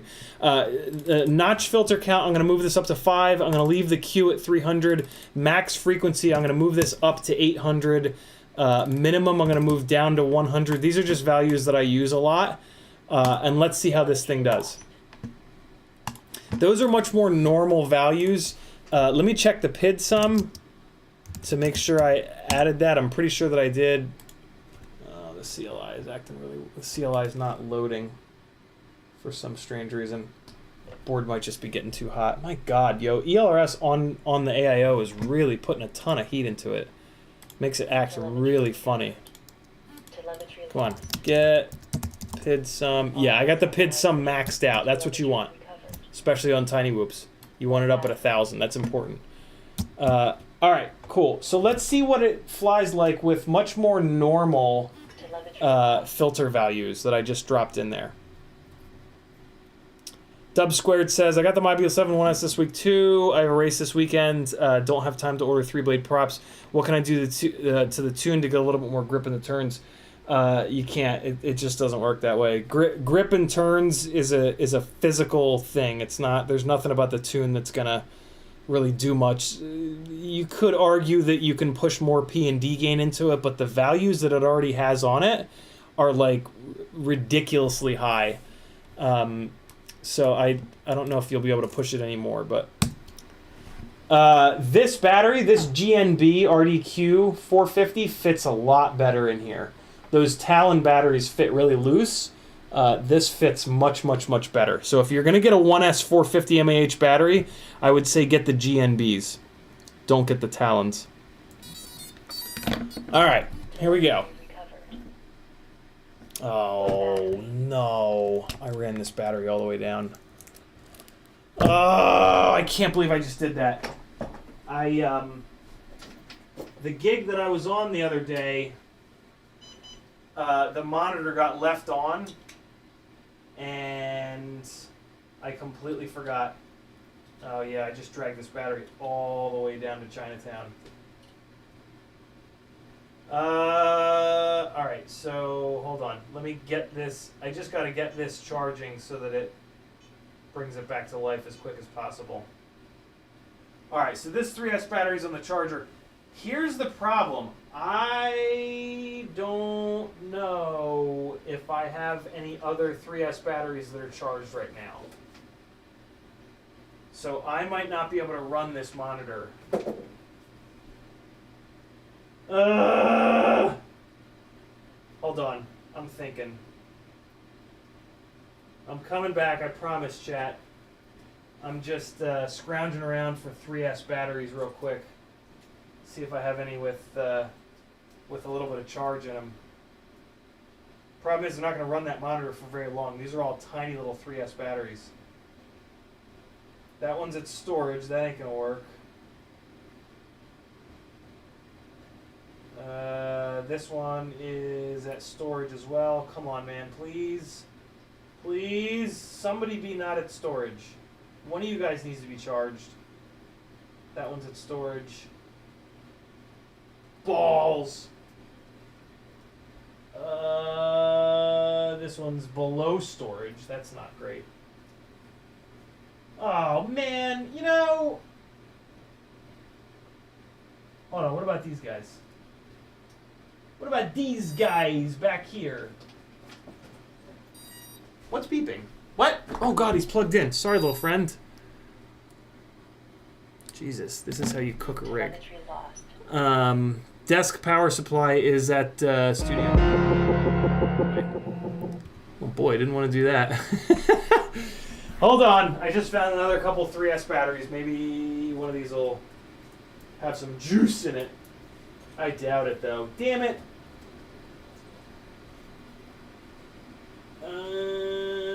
Come on. Please. Please.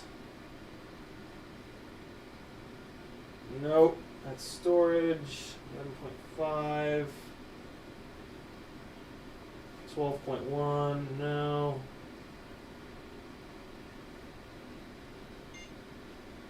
Well, I'm just gonna crank the current up and just charge this thing really quickly. What could go wrong? It's just a tiny little 3S battery. What's gonna happen? It's gonna blow up? It ain't gonna blow up. I wouldn't dare. Ooh! This one's, well, at one point it was fully charged. Now it's fully ruined because these have been sitting in here for a long time. All right, so there's one. We'll get the monitor up in 1 second. Oh no, these are 2S. Oh! What?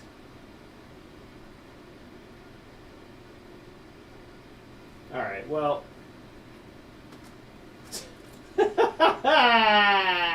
Farts. These are all the 3S here. Okay. Oh, this one's a 3S. I see. I have 3S batteries mixed with 2S batteries. So why am I doing this? Get these over here, and these go over here. There we go.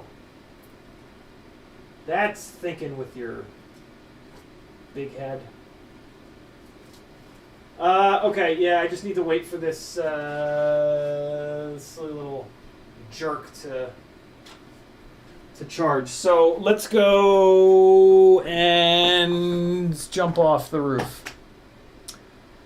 Yeah, I really don't have any. Oh! Yes, I do. I have another 3S battery in here. I think. I hope. Let's see.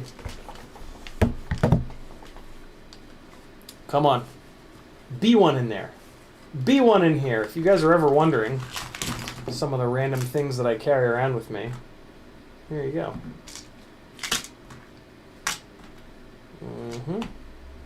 Nope. Where the hell did that other 3S battery go? Is the question. Yeah.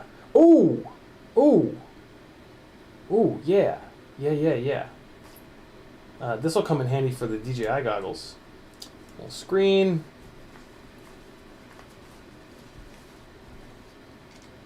World's smallest prop nut. It's fire. Damn it! I know I have another 3S battery floating around. I'm not totally sure where it has gone. Alright, so let's come back here. And what were we going to cover? Tuning? BiBlade versus TriBlade. I gotta be honest, I'm pretty disappointed by these TriBlades. They are definitely too heavy. Too heavy and too pitchy for these 0802s. There's just this huge delay between when you stab the throttle and when they and go jumping and go jumping up in the air. Yeah. This, unless that changes with... It's not going to change. It's not going to change. Like I said earlier, Azzies, the Azzi TriBlades, which are these, would definitely help out. But as soon as you started crashing it, you would just bend these propeller blades all up. And I crash a lot. So that's not realistic for me. So I think that the BiBlades are the best bet. Glenn Burnett says, yesterday the $5 super chat that I said was for the nipple fund was the HGLRC motors. Got it. So we're going from 2 to 7. Thanks for the reminder, dude. Speedy Turtle says, are you trying to sell some 6S batteries? I was, but they actually just sold. Sorry, dude. Brian Jarvis says, loving the look of the X7. Thank you, dude.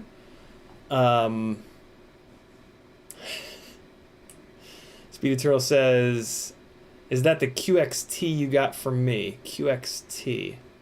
What's QXT? QXT? What's QXT?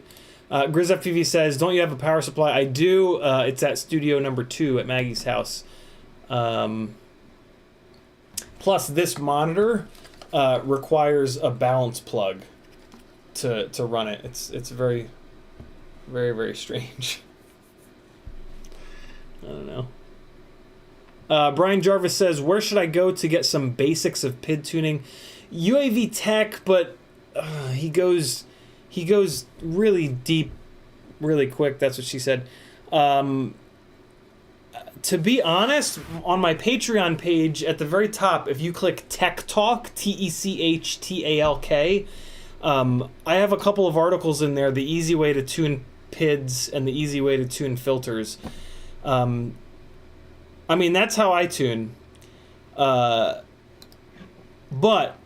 for the most part, start with stock PIDs, fly it, make sure it's not making any angry noises or vibrations or sounds, or make sure the motors aren't getting hot. Move your P gains and your D gains up. I mean, actually, move all three. Move your PI and D gains up by 10 to 20 points and do it again. Make sure the motors aren't getting hot. Make sure it's not making any noises, no mid-throttle oscillations or garbage. You'll know. You'll hear it. You'll feel it. You'll see it. And then push them up another 20 points and push them up another 20 points. You're going to feel the rig getting tighter. You're going to feel the rig getting more locked in. At a certain point, it'll start doing all kinds of weird stuff. Like when you idle it on a hard surface, it'll start like, it'll get like nervous. It'll start making noises. It'll start getting upset. And that's the point where you're at the limit. If you want to be at the limit, you can probably stop there. If you don't want to be at the limit like me because you crash a lot, then you back it off by 10 or 20 points.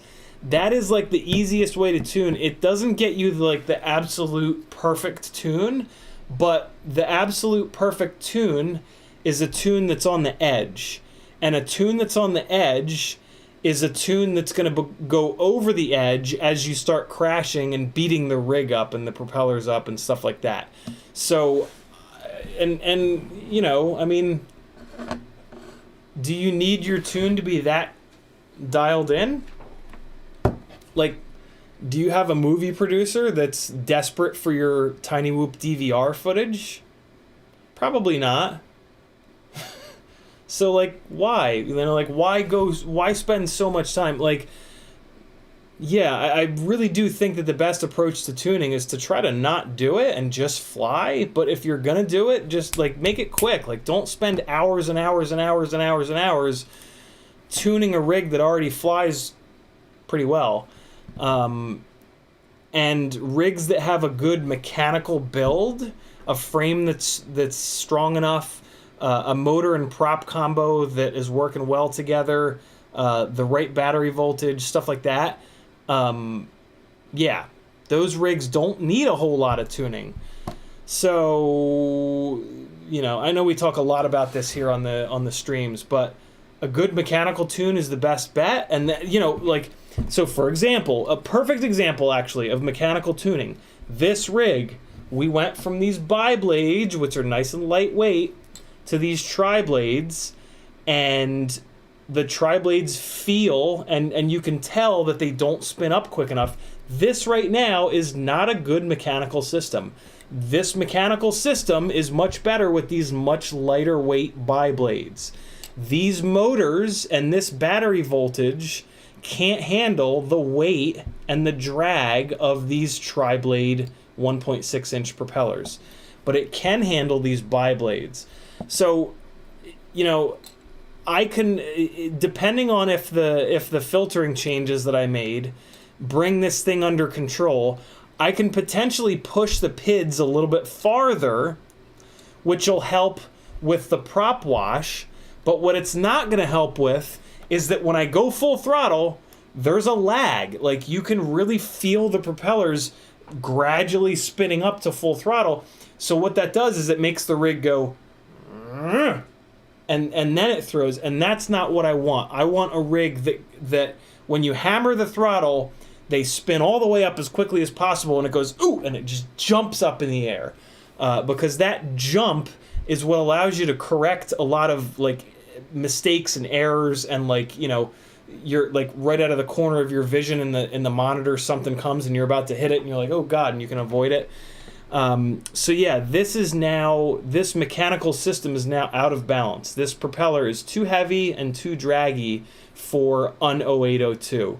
And I had a feeling that was going to be the case, if I'm completely honest, because I've spent a lot of time on these 0802s on the smaller 1.2 inch props. These 1.6 inch props are a whole different animal. And the time that I've spent with these 1.6 inch propellers on these tiny lifters has taught me that you need an 0803. An 0802 is just not quite enough. Although those tiny lifters are on 2S, and man, 2S really wakes up the 0802s, and they are almost enough for these bigger props, but they're just not quite enough. So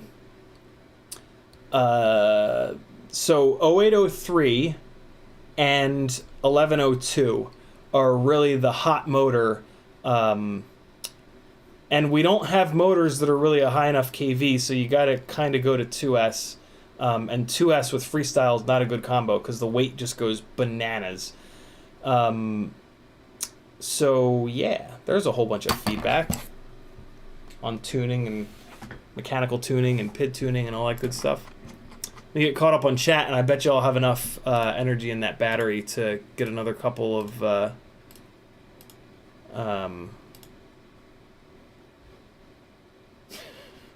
flights in.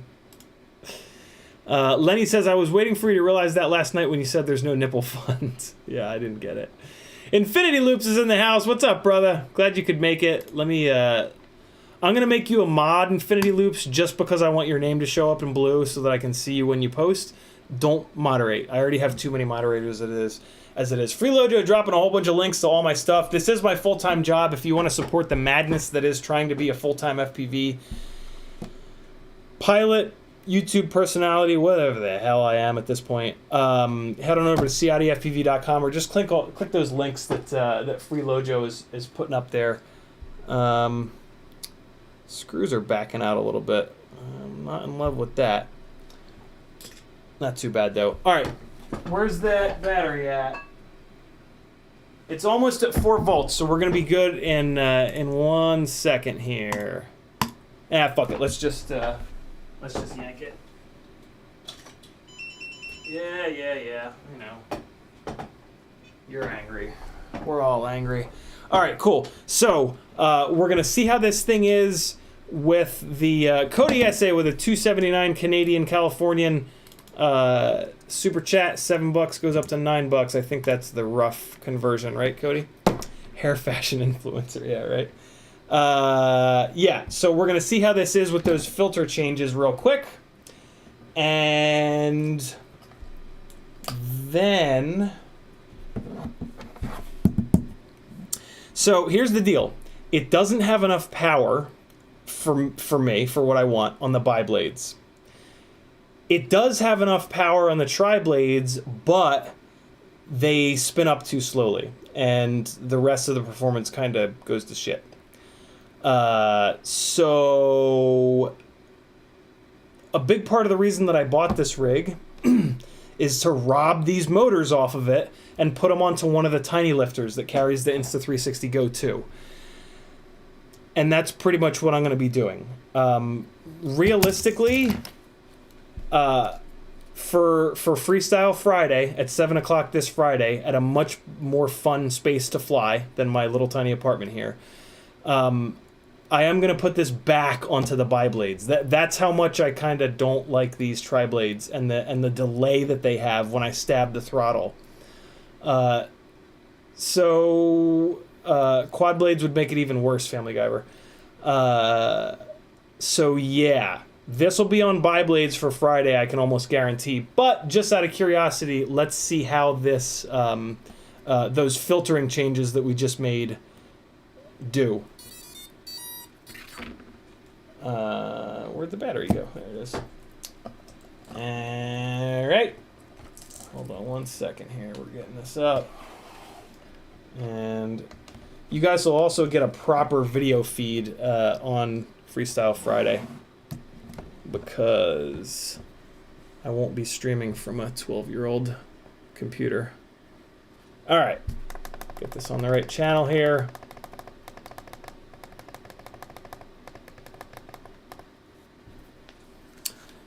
Janice HC says you need to try the 35mm props on a 65mm rig. You will love it.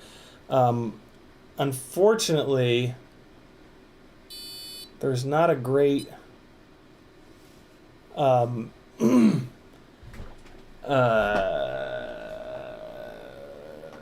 there's not a I don't know what I'm saying. There's not a I would have to get a different, what's happening here? I would have to get a whole different AIO board. Those to run those 65s, you need all right. Let's see how these filtering changes, let's see what they've done. All right, so the big thing that I'm noticing right now is the feed forward changes that I made. This feels so much more.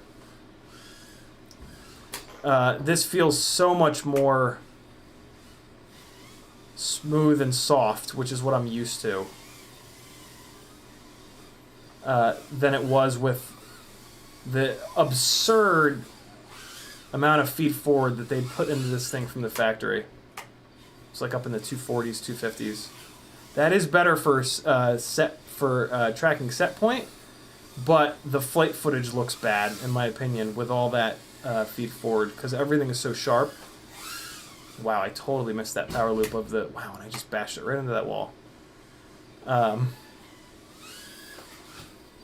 Man, that power looping that burrito gap is all but impossible. This, I gotta say though, this burrito gap is one of my favorite things that I've ever set up in this apartment. I don't usually set things up in the apartment to fly around, but I'm gonna start because of that. Let me show you this delay again, right? So you've got the throttle value off on the right there. It's 0 now. See it? Blap it up. Watch this delay. Ready? I'm going to stab the throttle. See that big old delay? It just sits, and it's prop washing. You see that prop wash that it has? You know what is interesting though? This filtering setup is way better. Ready? Listen. Oh, nope. Now they still won't spin down. It's not that much better. Can you guys hear it? Ready? Full throttle and then chop. Listen to it after I chop it. It should go silent. But it doesn't. It goes...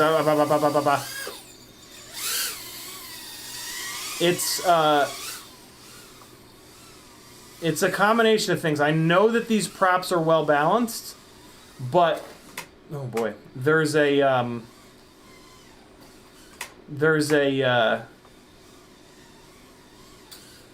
Jesus. This thing's hard to fly. It just feels heavy, man. I really prefer the 65 mil whoops. Come on now.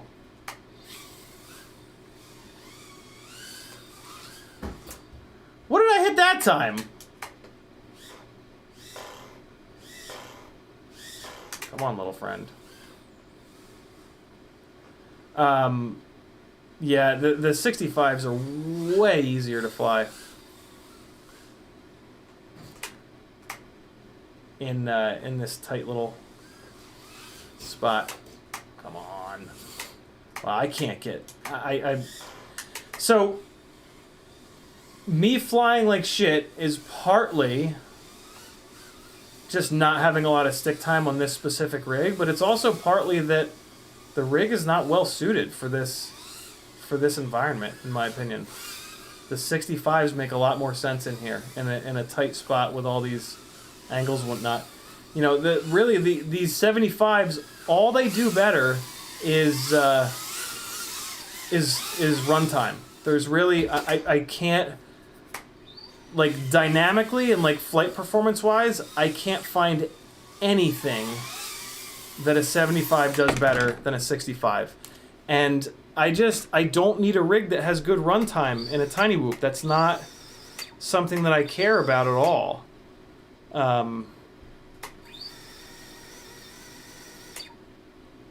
It's just not, yeah, it's just not, these tiny whoop batteries are cheap and they're really quick to swap out. And yeah, like, that's the end. Just checking the motors, because it is getting a little noisier, noticeably noisier, and these motors do have some play in them. I don't know if that's necessarily from the crashes or just because they have play. They all have about the same amount of play, so not really the crashes, but yeah,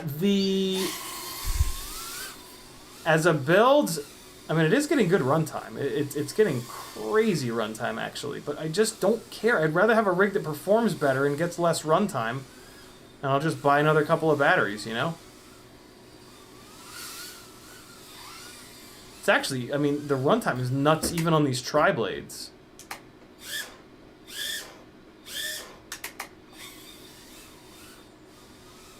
Although it is coming to the end right now. There we go. All right, so last thing I want to test is the 380 mAh batteries. Infinity loops, I got the tune dialed in a little bit earlier in the stream. You should be able to rewind, and the little thumbnail will show you. I didn't go nuts with the tune. I just kind of evened it out, and I put a little bit more authority on the pitch axis since the battery slides in there front to rear. All right, so this is now the 10-gram battery, the GNB 380. This is, in my opinion, the correct battery for this rig because there's just no reason for 7 minutes or whatever that was of runtime. That's just silly. So this is really the best chance that these TriBlades are going to have. Let's see if it's any better. It's not going to be, but, you know, maybe. You never know. I do know. Well, you know what's interesting is usually I feel like I can't tell the difference but I can absolutely tell the difference in weight between this battery and those 450s. And it's only like a 2-point-something gram difference. Wow, yeah, okay. So, see that? See that big, it just sat in prop wash there. That's a response time problem. Like we could keep, I mean we can't actually. So see here when it's at 0 throttle there, it's making a bunch of noise. And here's the other thing, sitting on the desk at idle, like it's starting to make noise. It's not happy. So we're at the limit of the PIDs. And the PIDs are high, right? Like, what are they, up in the 140s? Yeah, 120, 140. Like, the PIDs are up pretty high. I mean, just for the sake of argument. So by pushing the P gain up, P gain is based on delay. So by pushing the P gains up like this, it's going to attack the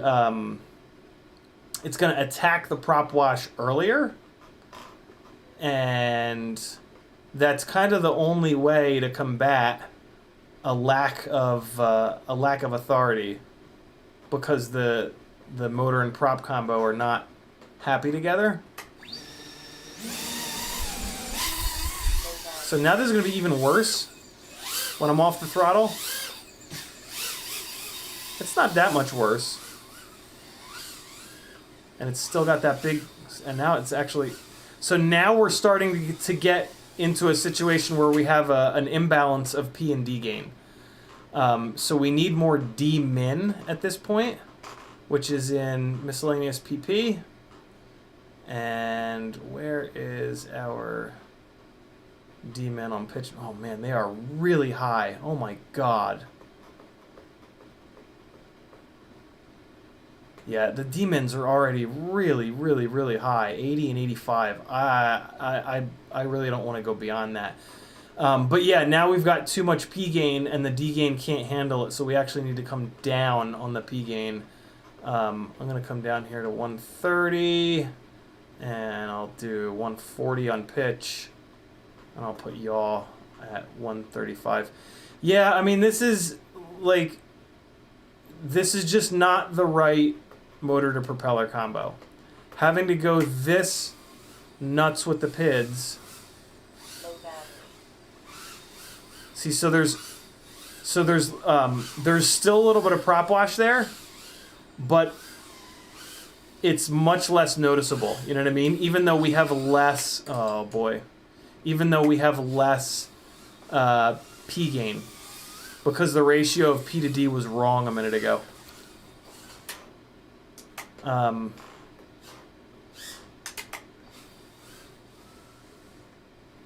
That was the top of the door frame.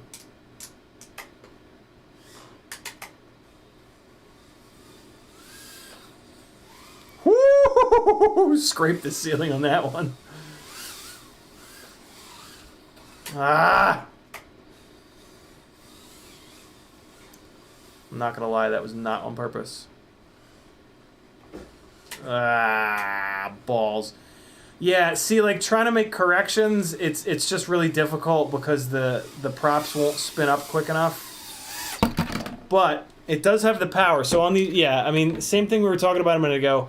On these TriBlades, it has the power that I want, but the response time has gone bye-bye. So basically, this is a situation where the motors aren't a high enough kV. If these were like the T motors, 12 22,000 kV or maybe even more, these BiBlades would be a better match. So essentially, these 0802s do not have the stator volume to control this heavy of a propeller in this TriBlade. But they also don't have enough kV to make the amount of power that I want out of these BiBlades. So yeah, and that's the situation that I find myself in a lot with Tiny Whoops. We just recently have gotten a crop of motors that are a high enough kV for the lighter weight propellers. So this motor shaft is starting to spin on the motor bell, so I'm having to use the chip lifter here, and as you can see, it still does work on these 1.5 mil shafts, just not as good. And that's probably up enough where I can just yoink it off. Yeah. All right. Oh my God, come on. Whitmead says, can a 5-inch 6S quad have too much spike absorbing protection? Nope. Like, is a FETEC spike absorber with a 50 volt capacitor and a TVS diode combined too much? Nah, you can never really have too much capacitance, other than, I mean, technically there could be a point where it's too much weight, like you're carrying around too much dead weight in capacitance, but capacitors are pretty lightweight, so that's not the issue. This motor shaft is really spinning on this motor bell. That is a little worrying. But I have been swapping props on and off this rig over the past 2 days to try to find a happy little setup. So that's more than likely why. I want to put it back. Well, you know what? I think I'm done. I think we're done with this one. You guys got to see it. The first battery that I flew was on BiBlades. I am going to put this back onto BiBlades for Friday. But let's move over to... Let's really quickly put this up in the air. This is on 0803s. I think it's quite a bit heavier. It's on 0803, 22,000 kV on those same propellers. This is going to show you guys what I mean when I'm saying that these 0802s do not have enough stator volume for this heavy of a propeller. This is 28.5 dry. This is 24.7 dry. So quite a bit heavier. This battery was pretty well toasted. Yeah. Problem with this rig here is that these T-motors are 1mm motor shaft, and I've broken 4 of the motor shafts already. Admittedly, all 4 of those were the prototypes that T-Motor sent me way long ago to help them with the development of these, but I don't know. 1mm motor shaft on 75mm rigs is a known problem, like we've talked about. So I really don't think that it was a prototype issue. Maybe this Mobula 7 will be popular enough that we start to get some more options in big motor. So now I'm gonna lose the low latency of ELRS, which should be kind of interesting. But this is going to give you guys a really good example of more stator volume. Let's say this: enough stator volume to control this weight of propeller, which is the Gemfan TriBlade, which is the durable propeller. Although, wow, this rig is a lot heavier, and that extra weight is really noticeable. But see that? See how it can control the prop wash there? That's, I think I went through that gate completely by accident.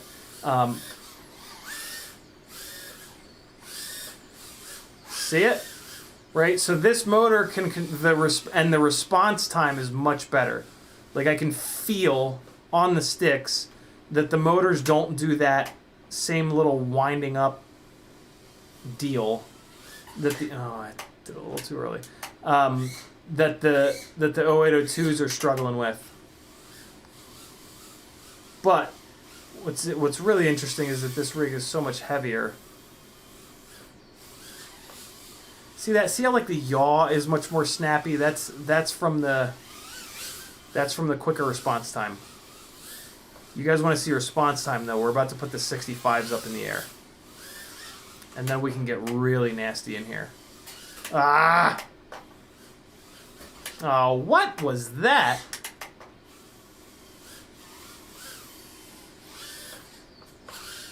Ah. What? Oh. Oh boy. I'm in a bush. I'm in a bush, friends. I'm in a bush. Walk of shame. Yeah.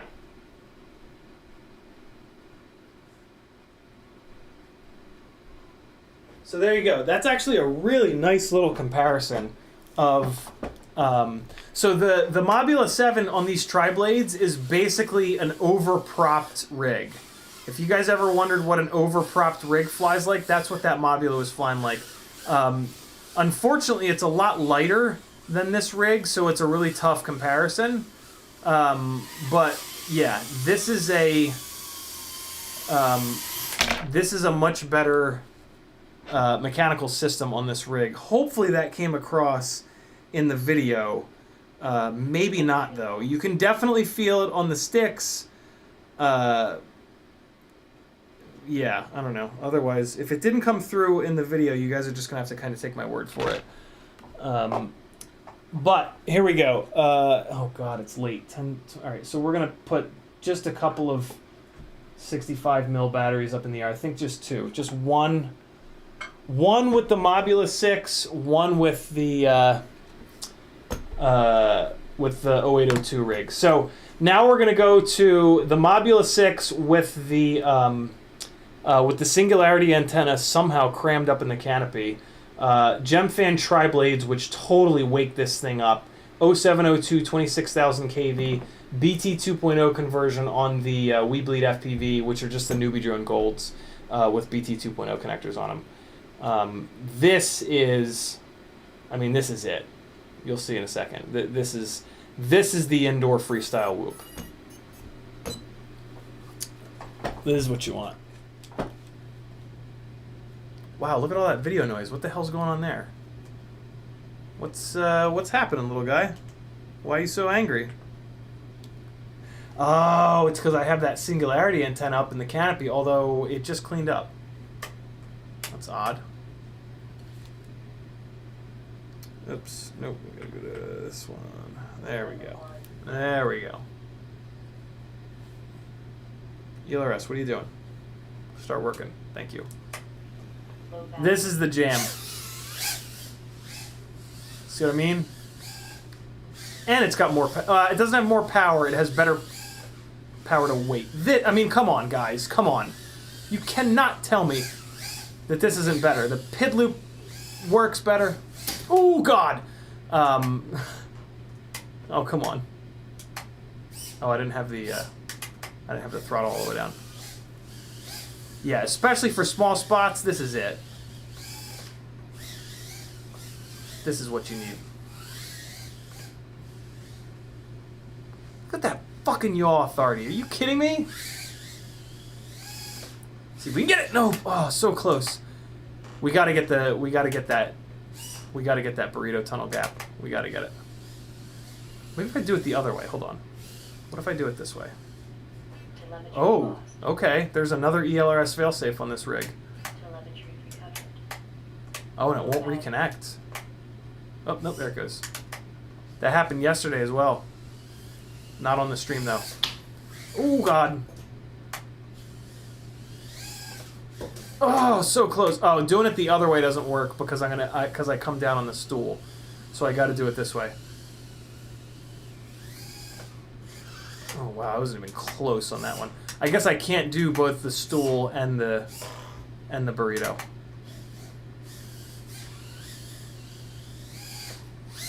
Ah! I'm trying to do this little like diagonal power loop out of there. All right, here we go. Burrito tunnel power loop. It's happening. Oh, so close! I just need to hang on the throttle for a second longer. Oh, that was it. All right, cool. So we can make the distance. Just gotta nail the landing. Here we go. Nope.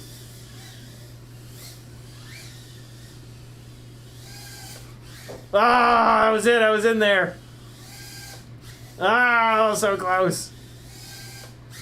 Damn it. All right, let me take a break from that.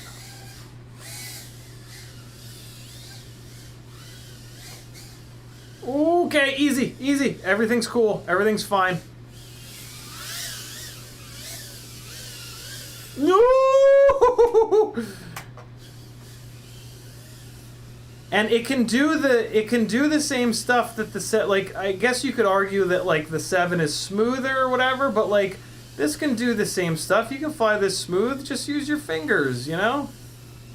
Like, you can fly this thing smooth. Look, let's do a little cinewhooping.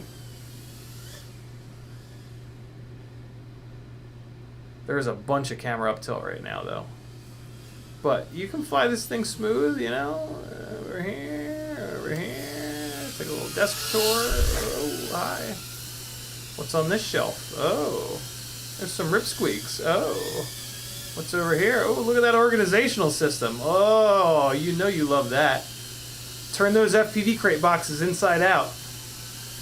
Let's visit the tiny lifters. Hi, where's the other tiny lifter? Oh, it's on the desk. There's the one. Oh, hi. You know? But then you can do this. You can't do that with the 7. Oh, I thought that was it. I really want to get it like in some flow. Oh, that was it! Damn you! Oh, hey, whoop. I wonder if the 0802 rig will be any easier to do that power loop. I'm not gonna drag that battery all the way down to Chinatown. Yeah, I mean, come on now. You can't tell me that. You can't tell me that rig. I mean, like, yes, I have a few more batteries on that rig than the Mobula 7, but I don't know. I fail to see anything that the 7 does better. And I don't think that as I fly it more, that's going to change. You know what I'm saying? Like, it's, yeah. So this is now basically the same rig. Newbie Drone Acro B board, though. Meteor, it's a totally different rig. Newbie Drone Acro B board. Meteor 65 frame. It flies about the same though, but the big difference is 0802 25,000 kV motors instead of 0802 instead of 0702 27,000. The only problem with this rig is it's on regular FR Sky, so yeah, there is noticeably more latency.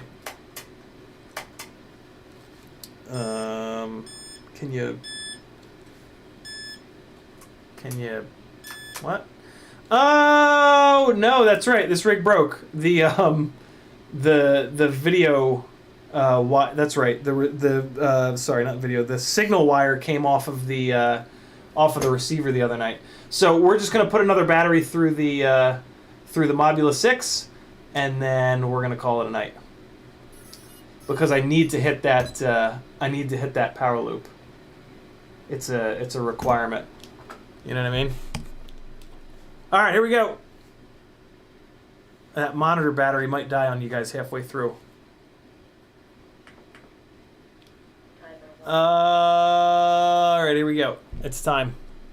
Last battery of the live stream. Thanks for hanging out with me, friends. You're certainly welcome. Cody SA says, best way to get the prop shelf is to grab the bell and use needle nose pliers. I try not to use needle nose pliers because they're just really rough on them. Fat Shark, come on, man. Come on. With the incorrect battery is dying beeps. You're really killing me lately. Let's do it on a fresh battery. Oh! Just like that. Just like that. No big deal. Oh! Oh wow! Did you see crash recovery, guys? That was 100% crash recovery. It saw the big spike in the gyro, and it turned the accelerometer on, and it just took me from fully inverted. Look at it though; it's doing this failsafe shit again. I mean, I guess it's not. I don't know. It's not a normal fail. Like it's not a failsafe in the sense that it's in that it's the RSSI values are going down low, but it's falling out of the fucking sky and it's not browning out, like, and it says RX loss, you know. So I've checked the little ceramic antenna, and it's fine. I guess there could just be something wrong with the AIO. Happy Model has about the worst possible reputation for quality control. There's crash recovery again. Can I get through the little triangle in this in the play seat challenge? Fat Shark, I swear to fucking God, I'm gonna hit you with a hammer. Ooh. Stop beeping, dude! I charged the battery all night long, and I've flown like 3 batteries. God damn it! And it's not the barrel plug thing. That doesn't do anything for it. God. All right. It was doing this while I was on set the other day, and it was really pissing me off. Cause everybody's like, "Why are you beeping, bro? Why are you beeping?" Because Fat Shark did everything right other than this one thing. Ah!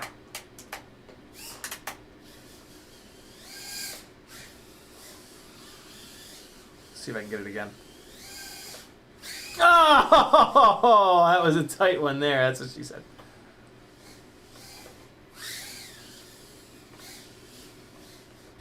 Oh! I was trying to Matty that. Oh, Jesus, that was a big one. That was a hard hit. Getting that durability feedback on these motors. These 0702s are an unknown... Oh, God damn it.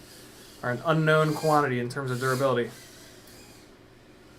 Yeah! I thought I was going to do that as a rewind. Come on. Come on.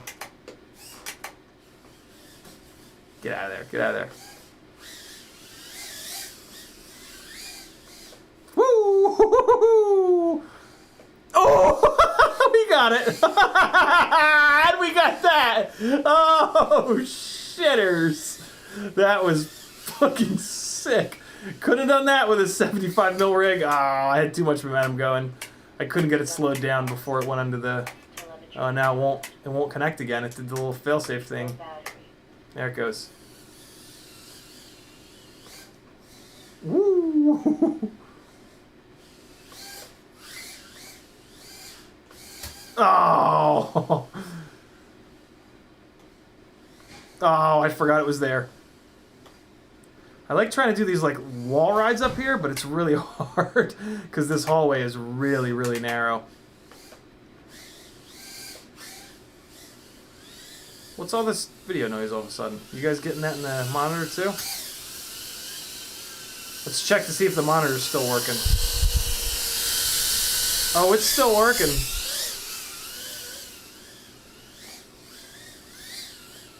Try to get this power loop. Why, man, I got a lot more video noise than I did 10 minutes ago. I don't think that power loop is really all that doable. Never tried that before. What? What could it possibly be stuck on that it's... Alright, I think that's going to do it. I've abused this thing quite a bit. But that's what they're for. Telemetry lost. Oh, God. It's sitting over there jittering. What's happening with you, little buddy? Did I over-discharge this battery? I think I might have. There you go, friends.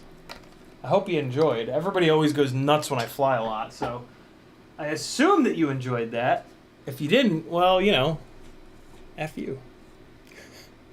This is my full-time job. If you'd like to support me, head on over to CiottiFPV.com. You can get shirts like this on the Teespring store. If you're a motorsport or car person, you'll probably get a kick out of this one. And, yeah. Etsy store for some stickers and some hardware. Patreon helps me out a ton. Man, that Singularity really fits right in. Oh! That's why I had more video noise, because the antenna came unplugged. Yikes. That's really hard on that. That's why I run these at the lowest power, because, yeah, when you lose your antenna on one of these AIOs, they get angry. They use the antenna as a heat sink, basically. So they're designed to have the antenna hooked up. Can I just sneak it back on there? Man, it was doing really well for not having an antenna towards the end there, though. Right? Jeez. Not super surprising. It took some pretty big slams tonight. But I'll keep an eye on that. I don't have any... All I would have to do is put a tiny little dot of welder on that, and it would never come off again. So, welder is also known as E6000. All right, friends. Wait, let me get caught up on chat. Drone Pilot says, hey. Kevin Sumner says, RX loss. I bet my favorite 5-inch. It's hardware problem either. It's a hardware problem either on RX or TX module. Well, the receiver is built into the AIO, so I mean that's just sort of like, did Happy Model F up? In terms of RX, well, no, it's almost certainly a problem with this AIO, because the Mobula 7 has not done that. The Mobula 7, I'm pretty sure, has not had that RX loss thing happen to it. But so yeah, I'll keep an eye on that. So yeah, it shouldn't be it should not be module related, is my guess. Transmitter related, if you prefer, or some other engineering screw up. Veritas Weasel says, do you recommend DJI goggles and Cadix over any other video systems? The video system that you go with, speaking of, look, I got the Newbie Drone foam came today, and you guys were absolutely right. The Newbie Drone foam is so comfortable. It takes all the light leak out, and I don't need those stupid little 3D printed TPU shims, so that's happy. The only thing, though, is, well, it's hard to see. There, you can really see it. They don't match. This olive drab on the fat strap is way darker than the olive drab on the Newbie Drone foam. First world problems, I know, but this is going to drive me insane. So I need to figure something out here. But yeah, it's really, really, really comfortable. Yeah, the video system that you pick is very individualized. DJI is going to give you the best flying experience, and it's going to be the cleanest, most crisp feed, period. I'm pretty sure that SharkBite HD0 is never going to catch up. I would love for them to prove me wrong, but yeah, I don't think that they'll ever catch up. So, if the most important thing to you is having the most crystal clear video feed possible, DJI. That comes with more latency and variable latency. So the latency is going to change, which is annoying, and you're going to have more latency, which is also annoying. So for like really high speed rigs, it might not be the best choice. So like 5-inch freestyle rigs, I'm not sold on DJI on those. So then you've got SharkBite HD0, which is going to be the best for fast rigs because it's going to have low latency and it's locked latency. But it's very new. It's very, very early to be getting into HD0 Fat Shark right now. And then there's analog, which is the cheapest, still works totally fine. Everybody has flown it. And yeah, kind of can't go wrong with the only, like, you can't go wrong with analog. You kind of can, because you're sort of wasting money, because we're all going to be digital at some point. Other than that, yeah, analog really, really, really works well. It's the lightest, it's the lowest latency, it's the most solid, it will do the longest range. So yeah, it's a pretty individualized thing, which one you pick. CiottiFPV says, effing awesome as usual. Thank you, dude. Right9 says, is that UFL or direct solder? UFL. Drone Pilot says, I bet the single was lost because sag of battery. Very, very possible. But it did it in the middle of the battery a couple of times tonight. So, all right, friends. I love you.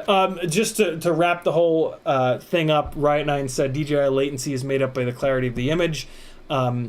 Very true, especially on slower moving rigs. So like a Cinewhoop, DJI, done. You're not going fast enough with a Cinewhoop for that extra latency to really make a difference. 5-inch rigs, different story. 100 miles an hour, 30 milliseconds, 35 milliseconds of latency, to me, is a problem. So yeah, even though technically you can see farther ahead because it's clearer, if something comes into view, like a person, for example, I want as few milliseconds of latency between me and that thing. And with 5-inch freestyle, that stuff's going to happen. You chase drift cars. A drift car is going to come into view from the outside of the field of view of the camera, and in that scenario, every millisecond makes a difference. So 5-inch freestyle, I cannot wait to spend a bunch of time with it. I've spent a bunch of time, not a bunch. I've put a bunch of batteries into 5-inch freestyle rigs, but they were other people's rigs on other people's rates. I'm going to change that. So we'll see. Freeloader says, digital or not, I think everyone should have analog. I agree, because what you just saw is never going to happen on digital. A digital VTX is never going to be built into an AIO. A digital VTX is always going to be 4 or 5 or 6 grams, and that is too much weight for a little 65 millimeter tiny whoop to suck up and not have a major impact on flight performance. So going analog is a very safe bet if you want a tiny whoop. So yeah, there you go.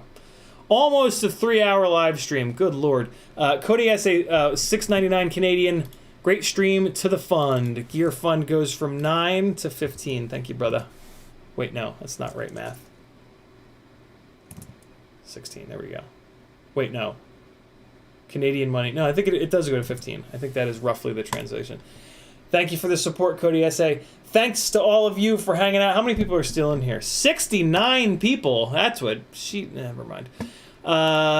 Thanks for hanging. Hope you enjoyed. Freestyle Friday is going to have some more tiny whooping. It's going to have the Mobula 7 back on the BiBlades. This rig, I don't know. I guess we'll throw this up in the air.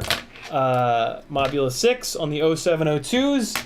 And by the time Friday rolls around, this will be on ELRS. So we will be able to do a little bit more 0702 versus 0802 comparisons on Friday. So don't miss Freestyle Friday, 7 o'clock. And then at 9 o'clock, I go promptly off the air so you guys can jump over and watch some Bot Grinder. I think that's everything that I wanted to talk about and show you guys and pee my pants and... yeah. Thanks for hanging, friends. I'm going to jump on Assetto Corsa on PS4 for a little while on the sim rig. I hope you do the same. Love you guys. Here comes some 5-inch flying from one of my favorite local spots here in Atlanta. You know it well. It's the Stables.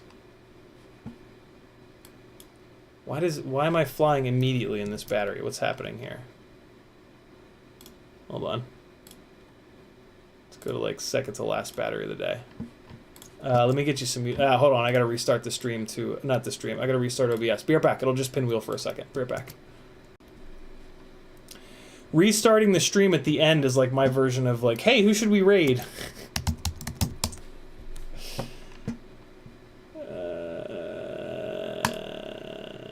There we go. Epidemic Sounds is gonna give you some little soundtrack here, and here's some gliding around at Stables. Love you guys. Be good. Why am I immediately? How did the camera start when I was in midair? How does that work? I'm not doing this song. Hold on. We're gonna go dark and eccentric. All right, guys. For real this time. Later.